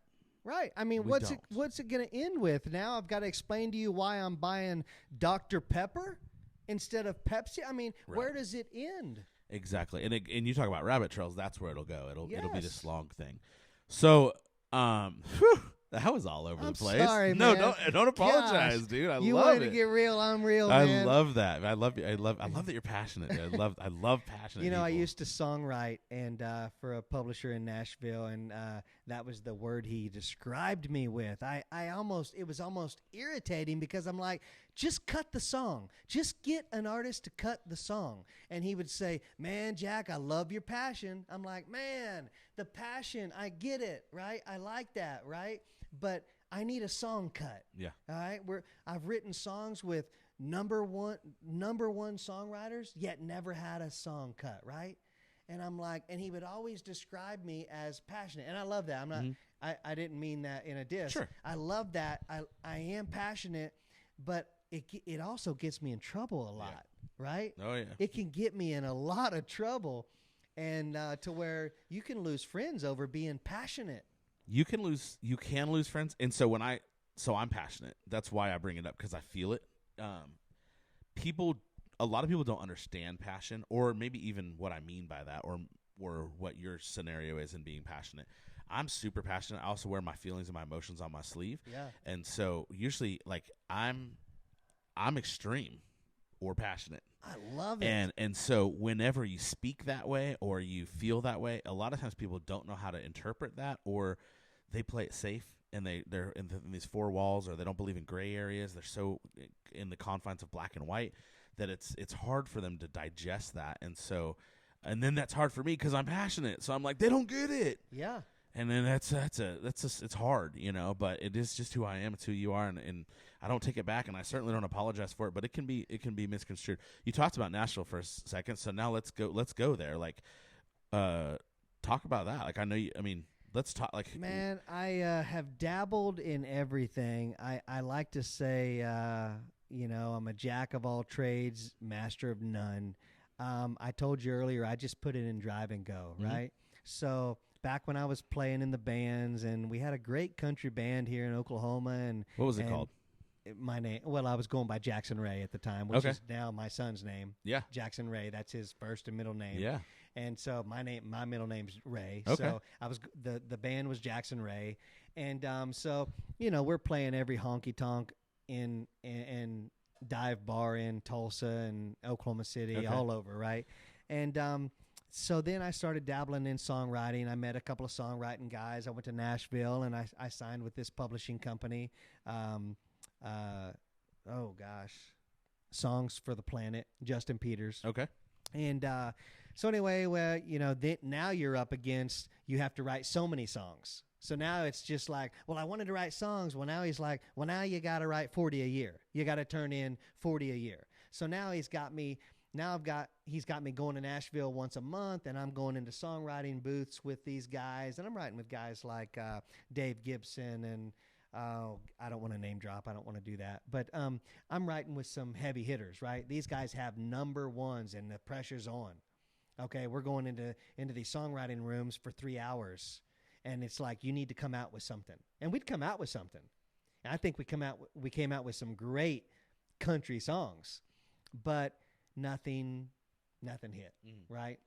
Now, you talk to those guys that have these number ones, and they're like, oh, don't worry about it, because I wrote this one 10 years ago, and it just now got picked up, right? So I'm still hopeful, but I don't even do it anymore. Yeah. I got so bummed out, not burned out. I still love it. I still write today, and I still play guitar, and I still love that.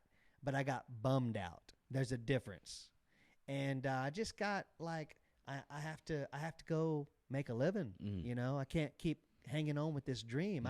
I still have friends that are still playing, and they're still thinking Nashville's going to call. Yeah. And it's like, listen, you got to pay your bills, man. You're bringing your family down. Go get a job. Yeah. Nashville is not going to walk into that bar and go, oh, we found him. Well, and the reality is, it could happen, and it's a needle in a haystack. And I'm such a positive believer, but the odds are very, very few. And nowadays, it's a whole different culture. So in the 90s, when I thought I was going to be a country music singer, it was Did you really? Oh, absolutely. I didn't know that. Dude, I never tell people this, but my awards are in my office. But so in 2000, I was the Horizon Award Country Music Singer for the state of Oklahoma. In Oh my God. 2001, I was the Male Entertainer Award winner for North American Country Music Singers Association. We just learned something about each other. Yeah, crazy, right? That is so awesome. Yeah. So I sing. I don't play. I just sing. I mostly did covers. I all did covers because I didn't sing. I didn't write. I don't write, and I don't play yet. But I will play the guitar one day. I just love music, and so. But anyways, that was my thing. But it was my dream. Like I thought I was going to be a country music singer, and then I was like, well, I don't look like Shania Twain, and I don't look like this is in the '90s, and so it was a whole different world back then. Yeah.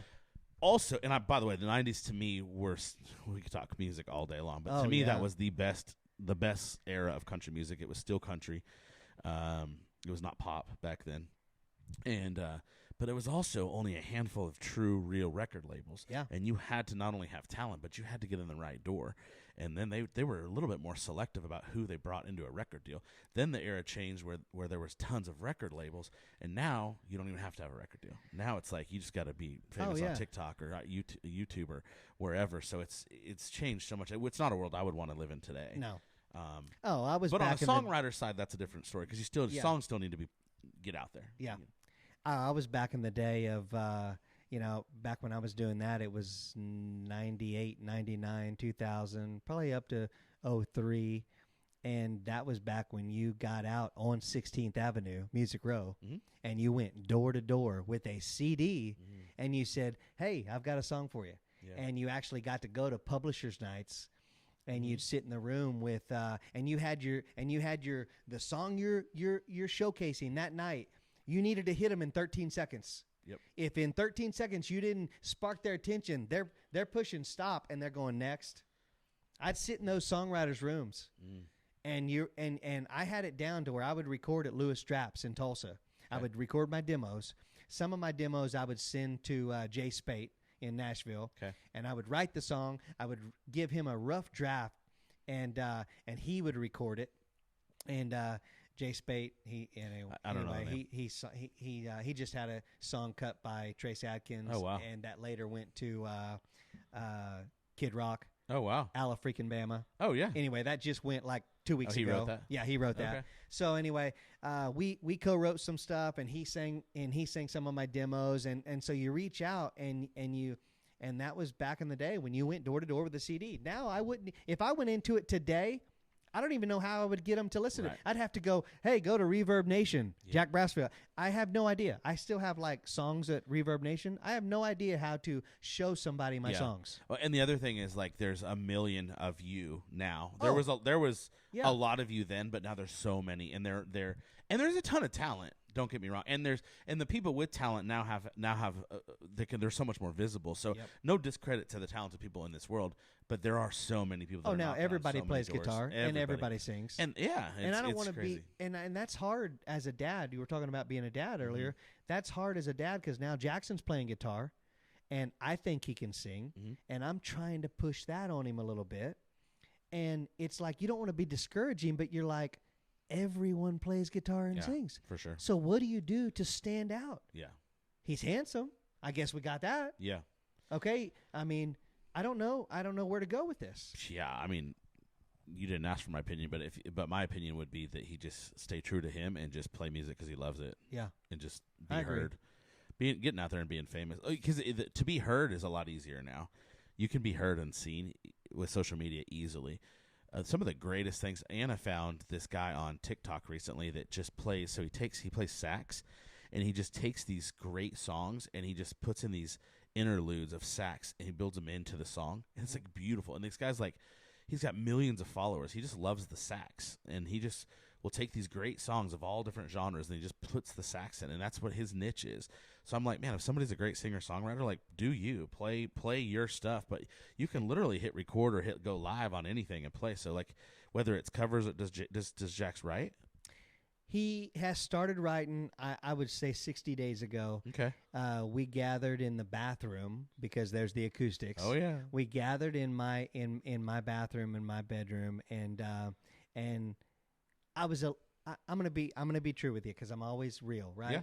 I was actually in there trying to write. Okay. I had a wild hair one night, and I don't do this a lot, and I was like, man, I got a good idea. I'm in there trying to write, and he comes in. Now, if you're a songwriter or singer or whatever, when someone kind of interrupts your time, you're like, oh my God, because you're focused. I'm doing this, right? And I kind of had that moment for about 30 seconds, and I am so glad that I let that ego go, and I said, come on in.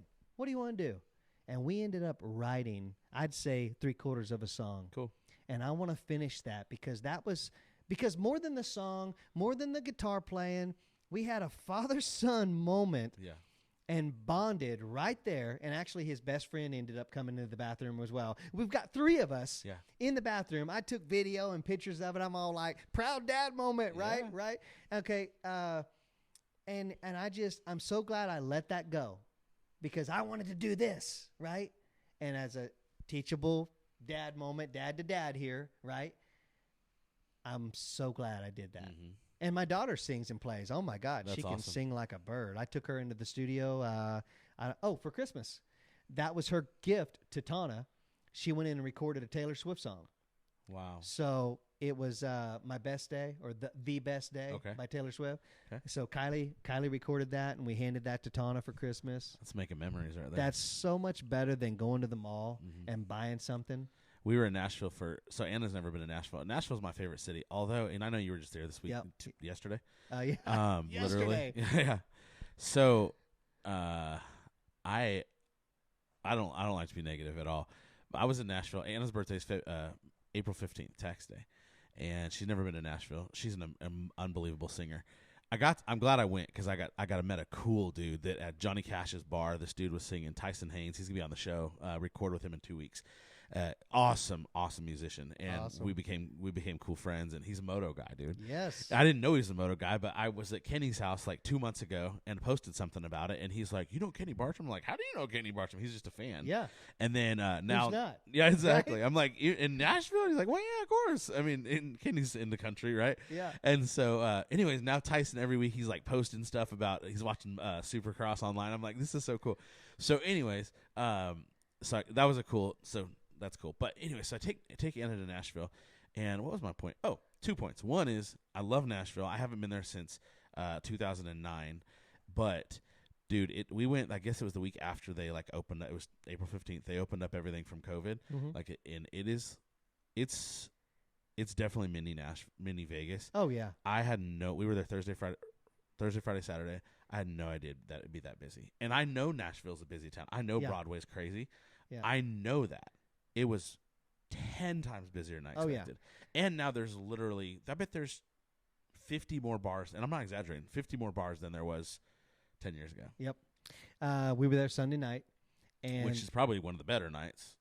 Was that still crazy? I thought it would be a slower night. Wasn't? It was just like a Friday night. Okay. Sunday night looked like a Friday night or Saturday night. All we wanted to see, we did not want to just roam the strip for an hour or two. That's me. I don't want to be part of it. We wanted to go see Miranda Lambert's new bar. Okay. We did that. We didn't even have a drink. We literally just walked, you Squeeze can your walk way door to in. door Sure. and listen to the music. We stuck our heads in for a minute, looked at it. It was like, oh, this is awesome. And we went back to the hotel. We were traveling. So. Yeah. Yeah, no, that's cool. What bar is it? Is it like Pistol Oh, Ant- it's called, shoot. What's it called? Something Rose? Or Okay. I don't know. I think I saw it when I was there. Is it new? Oh, it's brand new. It's like maybe a year old. Okay, then I did. And see it's like between it's same between side as Dirk's Tootsie's? Bentley, same size Tootsie's, Mhm. between maybe Tootsie's and Dirk's Whiskey Okay. Row. We saw it, and she's got a boutique in there, doesn't she? I didn't Or- see that. okay. There is an upstairs. Okay. Well, we didn't go in there, but we did see it. And we popped into a couple. So we ended up at the Johnny Cash bar. It's over on Kid Rock's bars on this corner, and I didn't know this, but Scott Borchetta, who is Taylor Swift's guy, he signed Taylor Swift. I can't remember the name of his label, but anyways, Big Machine. Big No? Machine. Yeah. In Big Machine Bar is what this place. It's a bar and restaurant. I saw Anyways, it, it's yeah. on this side street, and Johnny Cash's is right next door. So it's on a side street. It's not right on Lower Broadway, but we just happened to I said, babe, let's just step off the main strip because I'm like congested. This was Thursday or Friday night, and it was just a little overwhelming. And there was this Johnny Cash bar, and I heard music going on. I walked in, and you know how you're a musician, but you're also a music fan. Are you a music fan, Mason? dude, Oh, he you know plays. you know when you walk into an environment or you hear something, you're like, this is my jam, this is my vibe. Yeah. This band was my vibe, dude. Like I'm like, this dude is my vibe. He's super short guy, Tyson Haynes. Check him out. He's awesome. And just, I mean, he was so entertaining. So it was all mostly covers, and it was all sing-along songs, which is the smartest thing anybody can do is play sing-along songs, especially in Nashville. Yeah, people want to hear songs they know. Right. And he was awesome. And so, anyways, we stayed there the whole night. We had a blast. And so I'm glad we did that. But I had so much more fun than I would have trying to cram through people. I mean, it was busy, but we were 2 doors off the strip. Thank God. Yeah. And when we left there, we popped back onto the strip, and I said, "Babe, let's head home or head to the hotel because it was too much." But, anyways, Nashville is awesome, and you might still have like your days of you could have a song hit one day. Are they still in circulation? Like, are they still with some They publishers? still own them. Let's just say that. Like, I can't take those songs I wrote for Songs of the Planet to Pitch 'em somewhere someone else. He owns them. Yeah. So I think there is some 25-year thing, so I might be 65 or whatever, and I could take them somewhere else, but I'm not worried about it. Now I'm more focused on maybe Kylie or Jackson will write a song with me, and we'll do that. Now it's whatever's supposed to be will be of it. Right. Man, I do want to bring. So you guys. So what's next? So you guys are traveling through. By the way, normally you guys, I've never had a guest in person. But yesterday morning, first one, Jack Brassfield. So I was supposed to. I always record these on Tuesdays, usually around 1:00. And it's so funny because you're also the first Oklahoma guest this season. So really? Yeah. So that's really cool. I generally always record these on Zooms on Tuesdays, and then they go live on Friday at 8 a.m. And I had a meeting scheduled for this morning at 9 o'clock, and I canceled it. It was just like it was a bunch of realtors, and I said, man, I'm not going to do it because this week I really want to be prepared for the podcast, and I canceled it the night before, and then yesterday you called me and said, hey, well, I'm going to be coming through town. So I was like, okay, perfect. So it actually worked out great. I say that to say you guys are traveling. You're on your way to the next stop of the Arenacross tour. So let's do this, and then let's end talking Moto-Moto Live. So what we're gonna do, I'm gonna give you a rundown. We're gonna talk about your next steps and where you're traveling. We're gonna bring Mason on. We're gonna put Mason back over there in his corner, and then after that, we're gonna talk about Moto-Moto Live, and we're gonna wrap up. Okay. Deal? All okay. right. So. You guys are traveling because you've committed. Like you guys are committed right now to the Arenacross tour. We've talked about it a bunch throughout this last little while, and you have Mason with you today, which we'll talk to him in just a second. He is Jackson's mechanic. Yes. So you have basically committed. You have a moto van. Yes. And for those of you that don't know what that is, I'll tell you what it is. You want to know? It's a moto van. That's exactly what it is. Yeah. So basically it means the dirt bikes travel in there. You guys travel. You're on the road. You're road warriors, I like to call it, right? That means you guys are putting in the miles, spending your own hard-earned money to travel and get Jackson to the races so that he can do his best and that you can make memories. Right. And let him do his best. But you're also spinning with the Moto-Moto Live deal, which is the podcast. And you're just getting from city to city. Yes. And so the last stop was, where were you this last weekend? North Carolina, Okay. Greensboro, North Carolina. And then now we're headed to Reno, Nevada. And from Reno, we'll race in Reno Friday and Saturday night. Sunday morning, we'll head to Denver, Colorado for the last round. Okay, so you'll head there Sunday morning, and then you'll be off until Friday? Yes. So will you hotel it the whole time? You'll just chill? Yeah, so one of our sponsors of the Moto-Moto Live show is Beehive Blends. Yeah. It's a CBD company. Yeah. And they're based out of, actually, his factory is in Salt Lake City. Okay. And he lives in Tulsa. So he spends his time between Tulsa and Salt Lake City, Utah. So he found out we were coming to Reno, and he was like, you got to stop by. I said, only if you give me a tour of the factory. So when we leave Reno, we're going to head over to Beehive Blends. He's going to show us how the process works. He'll probably give us 20 bottles of Beehive Blends, right? Yeah. It's the best pain relief cream I've ever run into. Okay. They're the 2019, oh gosh, I just went blank. Award-winning blue, I just went blank. Award-winning in 2019 CBD cream, pain relief cream. Pain relief, okay. And I should be better at that, Chris. I'm sorry. But anyway, we're going to see that and then head to Denver. Cool. And you, just for a second, we'll talk about that. That Beehive. So say it again. Say how. Like, what is the like? How do you say it? Beehive. Yep. Blends. Beehive blends. Yeah. CBD cream. Yeah. Pain relief. For pain cream. relief. Perfect. So I've heard you plug that on your show a lot. Yes. They are a huge sponsor for you guys, and I think that's awesome. It's awesome that you have sponsors and some great ones at that. But you've talked about it. I've even heard Jackson talk about the pain relief side of it. Yeah. And you really believe in it. I absolutely believe in it. So last year I broke my 30th bone. Wow. Okay, my femur Pastrana. came through my leg. Yeah. Okay, my bone was sticking out of my Femur's leg. the worst break, right? Yeah, it was bad. And I've got a long. We don't have. You probably don't have time for this, but I've had a long history with broken bones and pain pills. Okay? I've actually been in a drug rehab for pain pills. Okay. Wow. So thankful to my wife. Yeah. That stuck me in that drug rehab one year, and I was so mad at the time, and then so thankful 10 days later, right? When I'm like, oh my God, I'm clear-headed. So when I found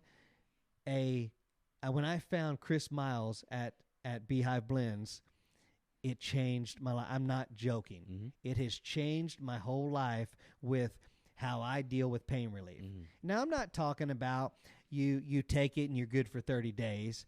You know, it's like it's a pain relief cream. Topical, so you just... I have elbow pain. I don't know if you've seen me stretching out my right elbow here. Okay? My elbows hurt a lot. Okay? My knees hurt a lot. When they start hurting, I'll rub the CBD pain relief cream on there, and it's like, then I forget, and I'm like, oh yeah, my elbow's not hurting anymore. Wow. So I'm like, oh, it does work. Yeah. Okay, it's not smoke and mirrors. I don't need to do that, right?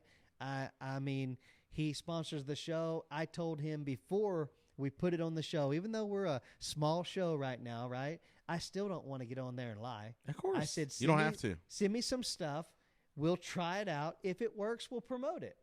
And anyway, there it is. Yeah. There you have it. Good. Do you have any with you? I probably have some in the van. Yeah. If you do, I'd love to try it. Yeah. I've never ever messed with anything CBD based at all. Like that's just very foreign to me. I don't have a ton of pain, but the older I get, and the more out of shape I am, the more pain I have. But my mom is always struggled with pain. She's very, very, very arthritic, has been all her whole life. And I'm always thinking of, the CBD stuff, something I've always thought of for her. I would love to. If I don't have any with me, I'll send you a couple of bottles. Yeah, that'd be awesome for sure. I'd love that. Okay, so next is Reno. You guys will drive there. So you and Mason are on the road. Jackson and Tana will meet you there. Yeah, they're gonna fly in. I knew the North Carolina trip was he's 17, just turned 17. I don't want to baby. I'm not babying him, but it was a long trip out there. You know, he pulled the show off without me. He did a lot more than he had bargained for. You know, it was a long trip home. I said, you know what? Listen, I'd rather you stay at home and go to the gym for 4 days and then fly out there and meet me. So I get a lot of flack from that sometimes. Oh, you're making it too easy on him. I'm not making it too easy on him. He's going to the gym twice a day, Monday, Tuesday, Wednesday. He'll fly out Thursday. So that's the whole thing. Mason and I are going to drive out there, set up everything, set the show up, be ready to race when he gets there. Can I take this on a whole different route for a minute? Yeah, go ahead. Do you feel pressure sometimes, like people? Do you feel like you got haters? Yes. Why? Here's the deal. When I was racing, we put my bike in the back of the trunk. My dad had a 4-door Ford LTD car. I was so embarrassed to go to the racetrack. My dirt bike, my dad would lift up the dirt bike and put it in the back of the trunk. The hood, the trunk hood wouldn't even latch. He had to put a bungee on it, okay?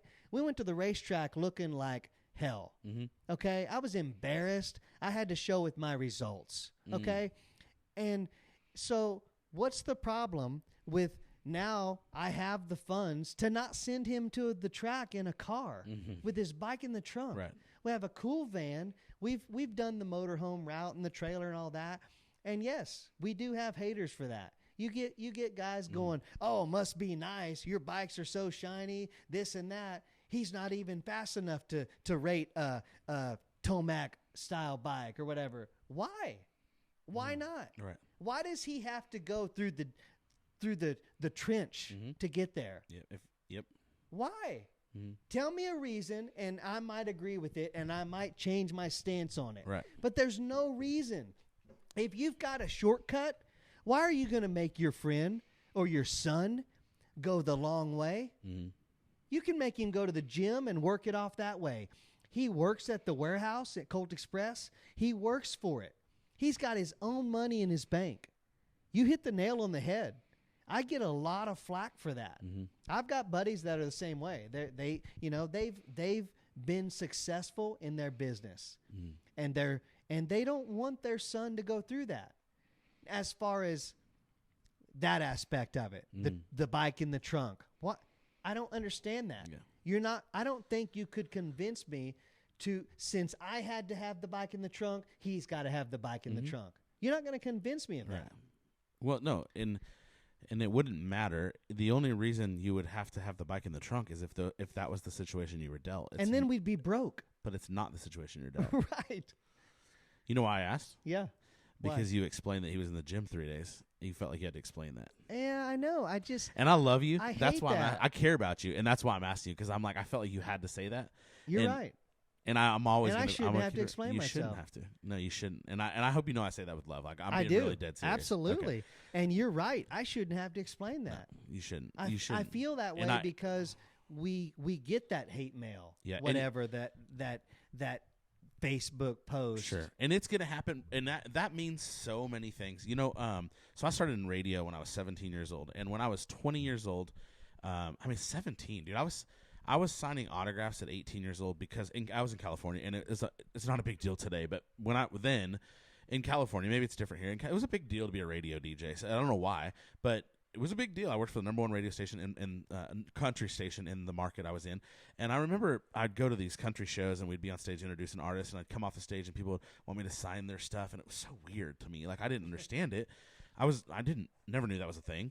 And I remember my mom and I are very close, and my mom said to me one day, I just want you to know that there'll be a day you're not in radio, and none of these people will know or care who you are. And just remember that, And that has always stuck with me, and that's different than what you're saying. But what my point to that is she was like, people are always going to have their eye on you as long as you're in the eye, and so that is the case with you. They're gonna notice you because you're there to be noticed. Not just you, but Jackson. And it's gonna happen to Jackson. I hope he gets some thick skin from it. I'm sure days are. There's probably harder days. He may not even express it all to you. I don't know. Maybe he does, because I'm sure it's rough on him too. I think he does see it. I think sometimes he doesn't want everything I give him, and I think that shows in him coming to the warehouse and pulling orders, loading trucks on the forklift, jumping on the tractor and doing this and that. I think he tries to show me like that. I don't need that. Well, in his defense, I'm like, if we're going all the way to Reno, we're not going with a crappy bike, right? We're going with the best. Yeah. We're not driving to Reno because with you this. can. And if you couldn't, you would figure that out. We wouldn't go to Reno. Sure. Because I'm that guy. If you can't afford it, why are you doing this? Why are you GoFunding me to go to Reno? Right. If Just you legitimately can't do it, right. Right. But if you could go to Reno and not have the best of the best, but you could figure out how to get there and get the race done, you would do that. I've done it. Right. Yeah, I've done it. You don't have to have the best of the best. If you still have the means to get there and accomplish the goal of getting on the starting line, you'd do that. Yes. You don't have to have the best or the shiniest or the fastest. You just need to, if you can get there. But if you can't, it's kind of like, I don't personally believe in going to the restaurant and ordering a water. If you want to drink water, I drink water. I'll drink water. But if you go to the restaurant and you order water because you can't afford the Coke, don't go to the restaurant. You shouldn't be at the restaurant. If you can't pay the tip, don't go to the restaurant. Right. Right. Same thing. Absolutely. So that part, absolutely. And I just, just encouragement to you, man. Just, it's going to happen. Yeah. And it's because you've chosen to go a route that really is a great route to go. And it's going to happen. You guys are flashy. You're seen. Not flashy in a like. It is, but it doesn't matter. But it's the cards you're dealt. You chose to go that route. And so, and you're branded, and people are going to see you. And to me, people are often haters because they didn't have the huevos to maybe make that decision. Anybody can go brand their hoodies. Anybody can go have a nicer van. They can figure it out. Yeah. Like, you can figure out a way to go do that. I talk about it on the podcast all the time. People always say to me, like, man, it's so cool that you do this. I'm like, just remember, the only thing I did was do it. Right. Only thing I did is make a decision. Put it in drive. Yeah, just do it. So Dude, I want to bring Mason on real quick. Mason's so chill. He's been chilling for 1 hour and 38 minutes and 52 seconds. Come around, Carl, jump around me. Sure, man, for sure. And you take a break for a second, Jack. Okay, so this is Mason. What's up? Say hi. What's up? How you doing? Good, man. Thanks Hey, for having so yeah, for sure. So Mason is Jackson's mechanic on the road, and you guys are driving to Arena. So he said that Jack said you're actually going to do some of the driving. Yeah. Oh, yeah. Okay, that's cool. I'll be logging some miles behind Are the you wheel. a safer driver than Jack now that he's gone? I don't know. I haven't spent much time. Are you a with him faster yet. driver than him? No, actually, I'm not. I'm an old soul. So Are you? Yeah, I'm Okay. 5 over maybe. So That's how Anna is, dude. She's like, her dad's like, she does it because she wants to like follow the laws. Yeah. Her dad is more worried about gas mileage. He's like, we got to stay economical. I'm like, forget economical. Like, I'm an 11 over kind of guy. Okay. Yeah. But you're a 5 you're over. Flirting But you're flirting with disaster. I am. But then I just realized you told me your stepdad's in law Yeah. enforcement, so Yeah. you just want to play by the rules. I just don't want to deal with it. You know, I've Okay. been pulled over before, and it's like another 45 minutes out of my trip. True. So then I'm mad about that. Yeah. When I should have just went 5 over. Right. So. Where are you from? I'm from Tulsa, so Okay. I'm pretty close to Jack. I went to Coweta High School, which Okay. it's right next to Jack, right next to Broken Arrow. Okay. So And how old are you? 27. Okay, and- Yesterday was my birthday. Happy birthday, man. Thank you, man. So Appreciate February 1st. January 31st. 31st, yeah. Okay, cool. So today's February 1st. My birthday is on February 26th. Oh, shit. I tattooed it on my arm so that I won't forget. So I said it's my birthday month, which you is go. I never say that because it's so cheesy, but I did tell Anna that today, and she's like, no, it's actually Black History Month. I'm like, it is Black History is. Month, but it's But also it's my birthday month. My birthday month. Yeah. Absolutely. I mean, That's I my can- girlfriend, so. Yeah. It's her birthday month. Yeah, right. So tell me what it means to be. Well, first of all, back up a little bit. Like, how did you end up with the Brassfield group? Well, it's funny how things work. Sorry, I'm shaking. I had a Red Bull. You're good. It's funny how things work. I raced my whole life since I was 3. Okay. And so What's your last name? Banfield. B. Banfield? Yeah. Okay. So, raced my whole life and known Jack. Jack's like a local legend around. Okay. You know, he's I watched him jump like 20 cars when I was Really? a kid. Oh yeah, yeah. So, known him and been around dirt bikes my whole life and actually got laid off like 3 weeks ago. Okay. I What were you doing? Welding. Okay. CNC. So Okay. Text Jackson because I was free on a Wednesday. I'm like, you want to go ride because they built that Supercross track. So I went out there and rode with them, and things just kind of fell into place. They were like, do you want to go to Guthrie this weekend and mechanic, which I know how to work on bikes. So, cause, Do you know how to work on bikes just because you grew up racing? yeah, well, I went to all the nationals, like traveled to Loretta's or tried to go to Loretta's and all that. So I just did it all of it myself, kind of learned on the fly. So when you say you went to all those races, like you're talking about because you raced them, yeah, or you yeah. went and wrenched for other people? No, I went and raced. Gotcha. Yeah. And you didn't have a mechanic. No. You did that and you were riding. Yeah, just gotcha. me and my grandma. Really? Oh yeah, me and my grandma traveled to everywhere. Did you see Jason Anderson's interview 2 weeks ago No, from the podium? nuh-uh. So Jason Anderson won. Wasn't Anaheim, Oakland maybe? Oakland or San. Yeah. Oakland, And San he Diego. on the podium he got really emotional and he said that he's had a rough couple of years because his grandma died and that his grandma had been to every single race his whole career. I actually do now because me and my grandma will watch the main events together. Really? Yeah, yesterday when I got home, we turned. That was the first thing we did. That's And crazy. she knows everything. Like she's very knowledgeable about That's it. so Oh, cool. She loves it. She said, Dude, that's awesome. if she could do one thing, she said she wants to ride like Tomac or Yeah. Ricky Carmichael. So, Dude, that's so cool. Yeah. So, okay, and so why'd you stop racing? Did you just School, Okay. work, you know, it's expensive sport. You know, Yeah. I was doing it all on my own. You know, All right. so trying to be responsible. So mechanicking, is that a word? Is that a thing? Yeah, we're gonna make it up. Yeah, sure. Okay.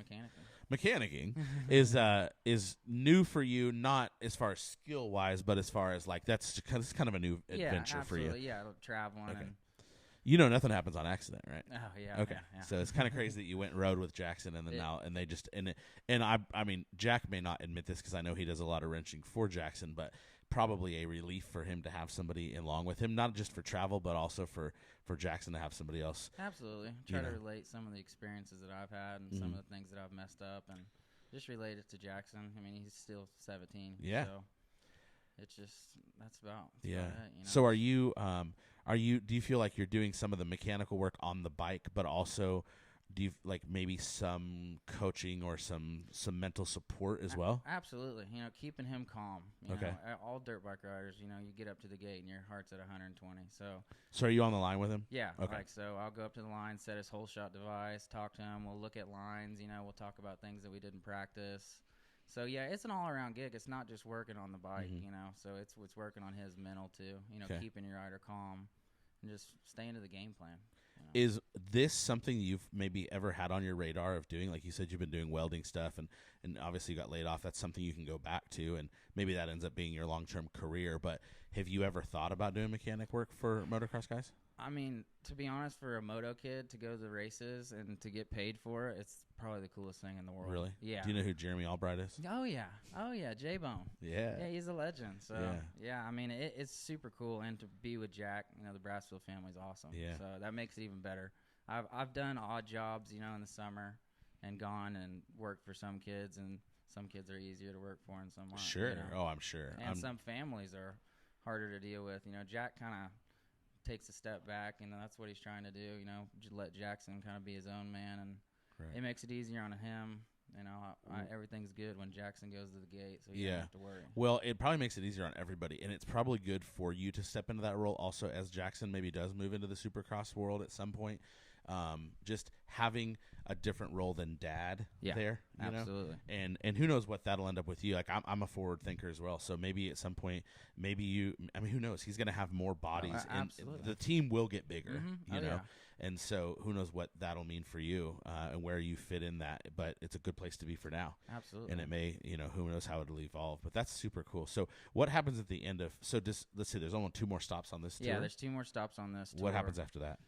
We'll get with Boss Man, and we'll do a game plan. You know, motocross is all year round, you know, so we'll probably go to motocross or see what the Loretta schedule is. We'll sit down and talk to Jackson and just figure out what we got to do, you know, make a plan. And do you think you could work your butt off to stay employed with them in the like throughout the end of the spring and so that you can stay on the road with them in the summer? That's the plan. Good. You know, just to make myself an asset, whether that's mechanicing, whether that's running the dozer, whether it's, you know, I just want to learn. I love they have a bunch of equipment and make it a lot easier on everybody if I could learn and you know, so I can go to the track early, the bike's done. Yeah, absolutely. Good. Cool.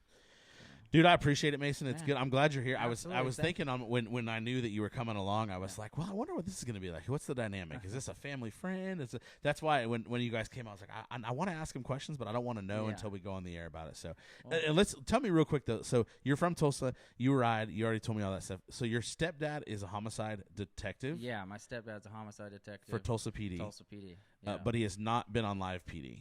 No, he's not on live PD, but he is on the first 48. Okay, first 48. So and that's not because Tulsa's like a gangster town. Tulsa's not a gangster town. It's just like any place, you know. There's bad. I do kind of feel like it gets like I think Tulsa's a great city. I mean I'm from Oklahoma City, and I have not been to Tulsa a ton, but I feel like it kind of gets deemed a rough town. Yeah, I mean, on TV, North especially. Tulsa is a rough town. It is. I mean, there's the homicide rate. I mean, it's high. Oh yeah, he's working 24/7. I mean, really? He called me. I think it was Sunday driving home. You know, he just got off work.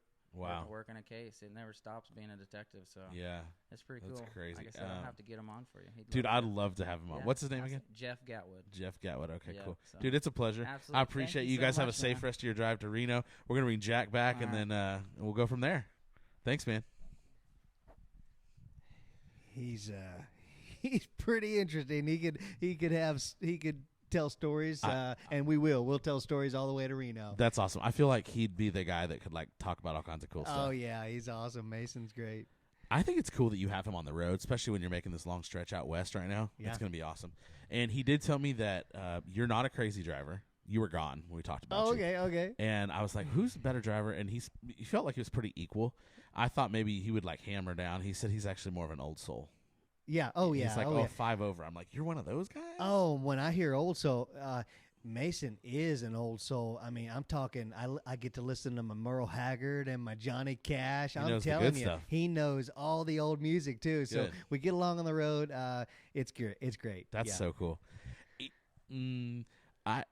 I think that I was supposed to say earlier about how like make yourself an asset as an employee. Yes. I hope that he like really heard that, because you're going to go into, that's not your off season. Like, do you ramp into, as far as motocross, is this going to go into a busy season as spring comes around, or when you come off Arenacross, is this a downtime?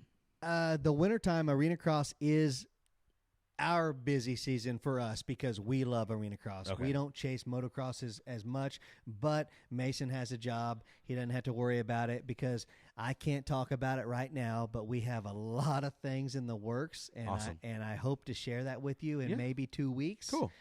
We have a lot in works right now, negotiations with this and that.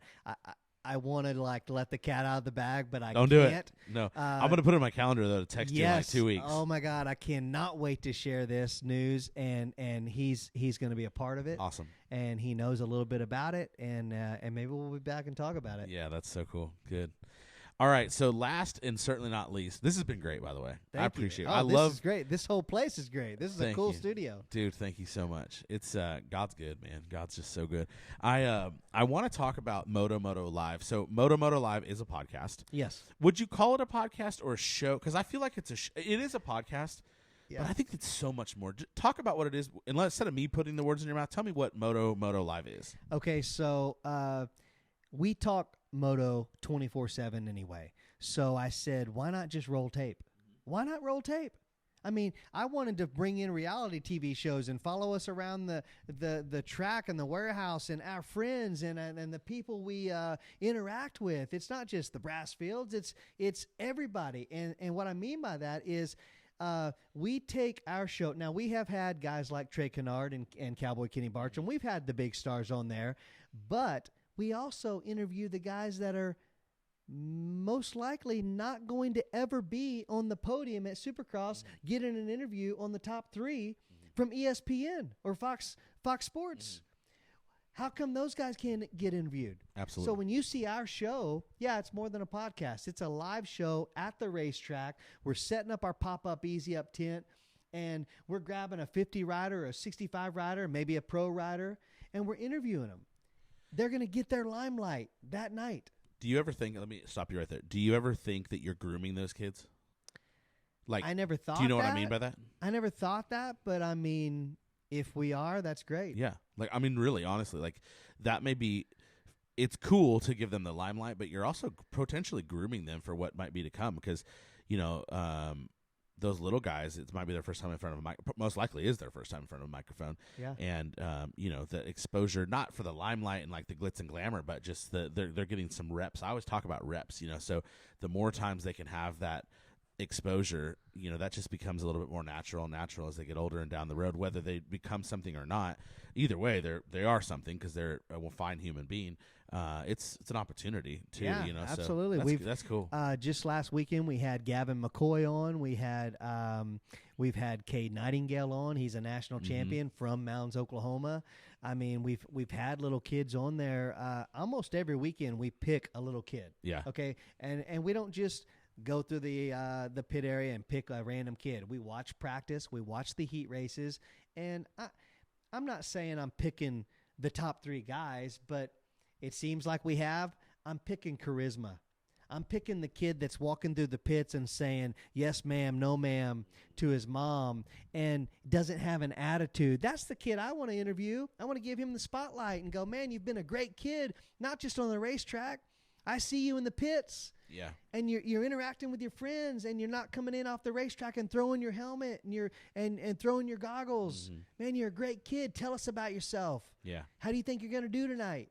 That's what I enjoy. That's awesome. Do you feel like I was going to ask you this kid that I saw at Lazy E, if you've ever interviewed him. He was on a 65 and an 85. He's from Texas, and he had a really cool name. Cash something. Oh, you man, know I want to interview him. Is it Cash Kane? Kane. I think he has it's the Cash coolest Kane. name ever. That's awesome. That's my grandson's name, Cash. And Braxton's middle name's Kane. Is it really? Okay. So hopefully we get to run into him. Flying on a 65. Absolutely. Top 3 on an 85. Yes. We've interviewed his competition. Okay. And so Hopefully he's in Reno. If he's not in Reno, he will be in Denver because Denver's the finale, and you've got to go to Denver to get that number 1 plate. Okay. So I'm gonna reach out to him. Yeah, He's a stud. He is a stud. I don't know anything about his personality, but there was another kid, and you've probably interviewed him. I want to say I don't know his name, but he's the one that kept giving the shout outs. He kept saying "Let's go, Brandon" in all his interviews. I didn't see that on the floor announcer, but he was probably I think he was a 65 kid, but there was some fun personalities when they were doing their floor interviews. So I bet you have fun with a lot of those kids, but that's super cool, man. That's awesome. So you do it live. Where could somebody go find the Moto-Moto live show? Several places, right? Okay, so it's always on Facebook. Okay. The Moto-Moto live show. Are you doing sorry to interrupt. Is that on Facebook Live? We were. Okay. Our first probably 8 or 9 episodes, they were live in a hotel lobby. Gotcha. We would go to the event, say Arlington Supercross. We went to the Sheraton Hotel and set up right in the lobby. Actually, that was our biggest show. Okay. Last year's Arlington Supercross, we had Alex Ray and Alex Martin, and we had 200-plus Marines in the audience. They happened to be staying at the hotel that night. And they hung out? Giving vaccination shots or whatever. COVID testing. They were doing COVID testing. There was and I'm a former Marine, and so I went and reached out to them every time I saw one of them walking in the hotel. Hey, we got a show tonight at 7 p.m. Be down here. Come have a beer with me. What was ironic is they can't have a drink, right? They're like, oh, I'm sorry, but we'll be at the show. Cool. We had 200-plus Marines in the audience that night. That was our biggest show. I think that was episode 3. Okay. Our third ever show was our biggest show. Had a blast. Anyway, they were live. As we moved into the arenas, the Wi-Fi wasn't as good to go live. So now we're taping. So in Reno, it'll be a Friday, Saturday night show. We'll do a Friday night show, a Saturday night show. I'll probably drop a Monday morning. Okay. And so they're dropping onto Facebook and then also on YouTube? Yes. Facebook, Instagram, and YouTube. Okay. Yeah. And what about the podcast app? Or is that because it's hard to strip the audio, right? I've been lazy about that since we went to pre-recording because I don't know. I don't have an excuse. Okay. I need to get those back up. They were on Spotify and Apple. Okay. Let's talk about that, and so we can. I'll help me out. I'll help you out, and I'll just help encourage you because I do believe the more avenues, the better, and that's just going to be. We'll talk about it. Okay, that's cool because I think it's important. I need help. It's been something that I'm real good at having an idea and starting something, and then I either find the right person to keep it going, or I run out of steam. Sure. And this is one of those things. I don't want that to happen. Yeah. I need help growing this. Yeah. I need some social media help. I'm 46 years old. I didn't even have a cell phone till I was 22. Sure. So, that's enough time, but I haven't grasped it yet. Well, and you have your irons and a lot of fires, so I totally get it. I keep saying the last thing, but I do want to bring this up because I find it because we're having fun, man. By the way, we've officially broke the record. My last week's message was an hour and 50 minutes. And last season, they were like 9, 12, 20 minutes. I'm sorry. No, it's so good awesome. Or bad? To me, it's not good or bad. It means they're real now. Okay. Because we're talking. Yeah. We're just doing life. This is what I want to do. Well, heck, some of the podcasts I listen to, can I say a name or something? Yeah. Okay, Whiskey Throttle. Some of theirs are 4 hours long. I had to I stopped. So I never heard of It'll Whiskey take me Throttle 2 days. until you. I was Really? listening to some of your early ones. Actually, it was you and Anthony Murray, and you're like, "What do you listen to?" And he's like, "Oh, I listen to Whiskey Throttle." I'm like, "What's Whiskey Throttle?" And he was talking about Deegan, and so I was like, "Well, I love Deegan." So I went back and listened to the. I like to start. I'm kind of weird. I listened to the very first Whiskey Throttle from a couple seasons ago, maybe 2 or 3 years ago, and then, but I couldn't listen to. They were so long. I like them. They are, but they're so long. And Jeremy Albright, by the way, we were talking about him. He's a great. His interview is probably the best one I listened to. Yeah, with, I liked it. Whiskey Throttle. I heard that. And then Deegan's is really cool. Like I learned so much about Deegan through that. But yes, it's a very long, very very long, and that's cool, especially for guys that are passionate about what they're passionate about. Right. And if you're not listening all at the same time, like that's cool too. Like the guys I listen to that are longer podcasts, it sometimes takes me a few days, and that's fine. And when you're on the road, on our. You can knock it out. We're heading to Reno after this, and I was listening to yours all day yesterday. That's awesome. I mean, from Nashville to Tulsa, we listened to, I'm going to say, not all day. I'm going to say we listened to 4 of them. That's cool. And they're great. I You've got appreciate great it. audio. I love it. Thank you so I only much. wish we could have been watching it, you know? Yeah. We're driving down the road. Yeah, sure.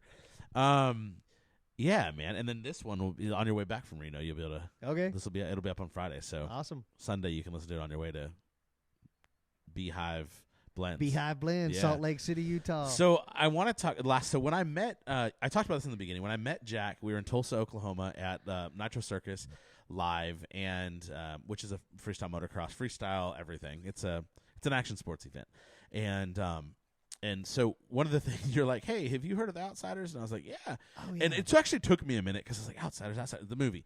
Well, long story short, you have connected with Danny O'Connor. Yes. And who is he's House of Pain, jump around, jump right. And I don't know how you connected with him. You can tell me in a second. But he owns the museum that was the house where most of the Outsiders was filmed. In fact, you filmed an episode of your podcast, of your show, in that house. And I got to go with Jackson and Kenny and myself. Braxton, his buddy, got to go. Thanks for including it. That was so awesome. You're welcome. Such a cool experience. And I didn't know much about the Outsiders until that, and it was just a really, really neat. It was neat to see the house. The gentleman that took us through it wasn't Danny, but it was his probably his right-hand man guy. Right. But I learned a lot about the film, and then also had no clue that such huge. I love Rob Lowe.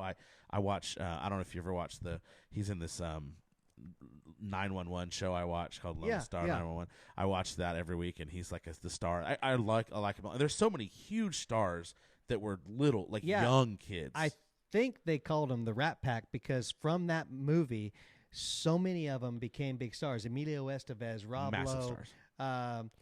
Matt Dillon. Was it Kevin Bacon? Tom Cruise. Or no, not Kevin Bacon. Tom Cruise. Cruise. Swayze. Yes. I think there were Huge 7 of them stars that went on to do huge things. Right. But I don't want to spoil it because I think Danny would love to be on your show. So I don't want to talk too much about We'll that. talk about it. Yeah. But it was great. It was great. I met Danny Boy O'Connor he came to one of our shows at the Mayo Hotel. Uh-huh. We were interviewing the owner of the Mayo Hotel, John Snyder. Okay. And he has a motorcycle museum. Yes. And so Danny actually lives in the Mayo. Okay. There are like 26 suites up in the Mayo, and he lives in one of them. Awesome. He actually walked down to the lobby one night, and we're doing our show, and I get introduced to him, and I didn't think I would ever be able to do a show with him, and now to this day, he might be one of the most interesting men I've ever met in my life. He's the most real. I mean, you don't ask him a question unless you want the real answer. Mm-hmm. He is the most real guy I've ever met, ever. I listened to an interview with he did your show. Yeah. And then I also, if I'm not, so I listened to him on your show, and I feel like I listened to him on somebody else's. Did he talk about Punky Brewster on your show? Yes. Okay, then that's the show. They because dated. They used to talk, and then they did. He was on the documentary that she did. Did he talk about that? Okay. Yes. Then it was your show that I heard him on, and that I heard him talk about that, and then I went and watched the documentary. He interviews very well, by the way. Yes, he does. Interviews very well, and he was very candid and talked a lot about his history, and I just found him very interesting. So I actually would love to connect with that guy, and I'd love to interview with him. But what a cool opportunity you had to not only get to know him, now become friends with him, but I didn't know him by name. When you said the name, I didn't know the name. Of course I know House of Pain. I'm a DJ, and who doesn't know House of Pain, right? In our era. But how cool that the Outsiders, not only was it filmed in Tulsa, or so much of it was, but also that the house is there and so many stars came out of it. I think it's a really neat thing for people to know. And I think anybody that is in Oklahoma, or even if you're not in Oklahoma and you pass through, people do pass through, man, go check that out. Everybody who's anybody has checked it out. There's so many cool stories of people that even to this day still pass through, and they make it a point to go through and check out the museum.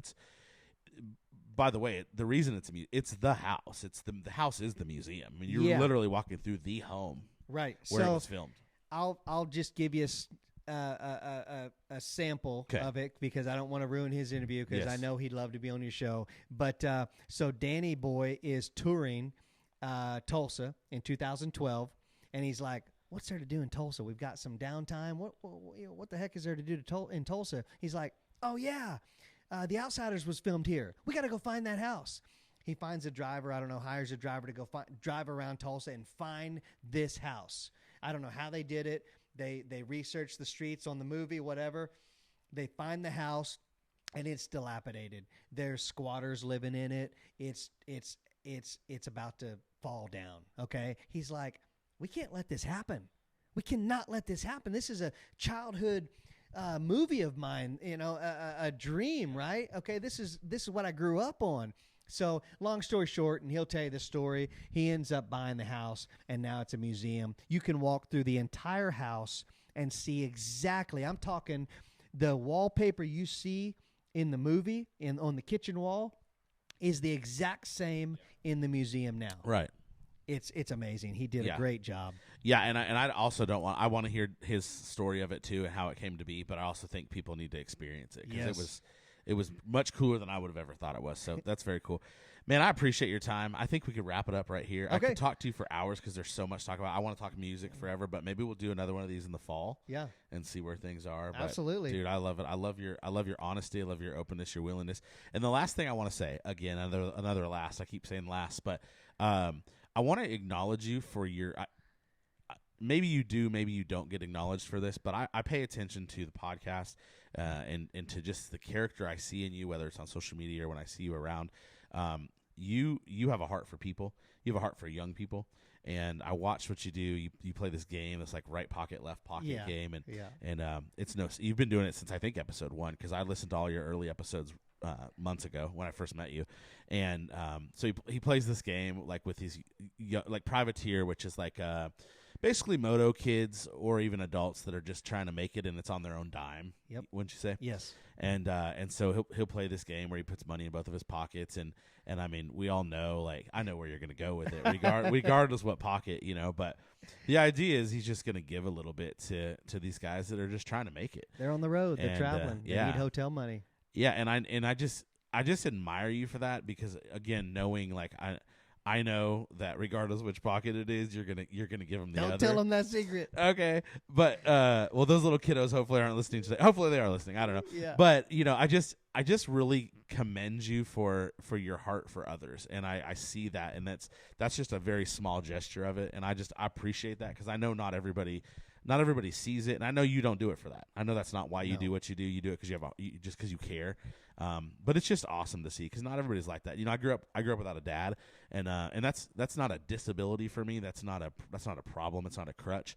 But when I see a man who just truly like cares about gifting and loving other people, I just think it's awesome. So I appreciate I you. appreciate that. Hey, thanks for having me for on. sure, man. It's an honor. This was awesome. Good. Your place is awesome. Thank you. The view is great. I want to come back and fish in the pond. Yeah, there'll be fish there then. Okay. If not, we'll go to the neighbor's pond. Hey, I appreciate you. And you know what? I see your heart too. Thank you, man. I appreciate it. Yeah, for sure. It's been great. All right, guys. Thanks for checking it out. Appreciate you.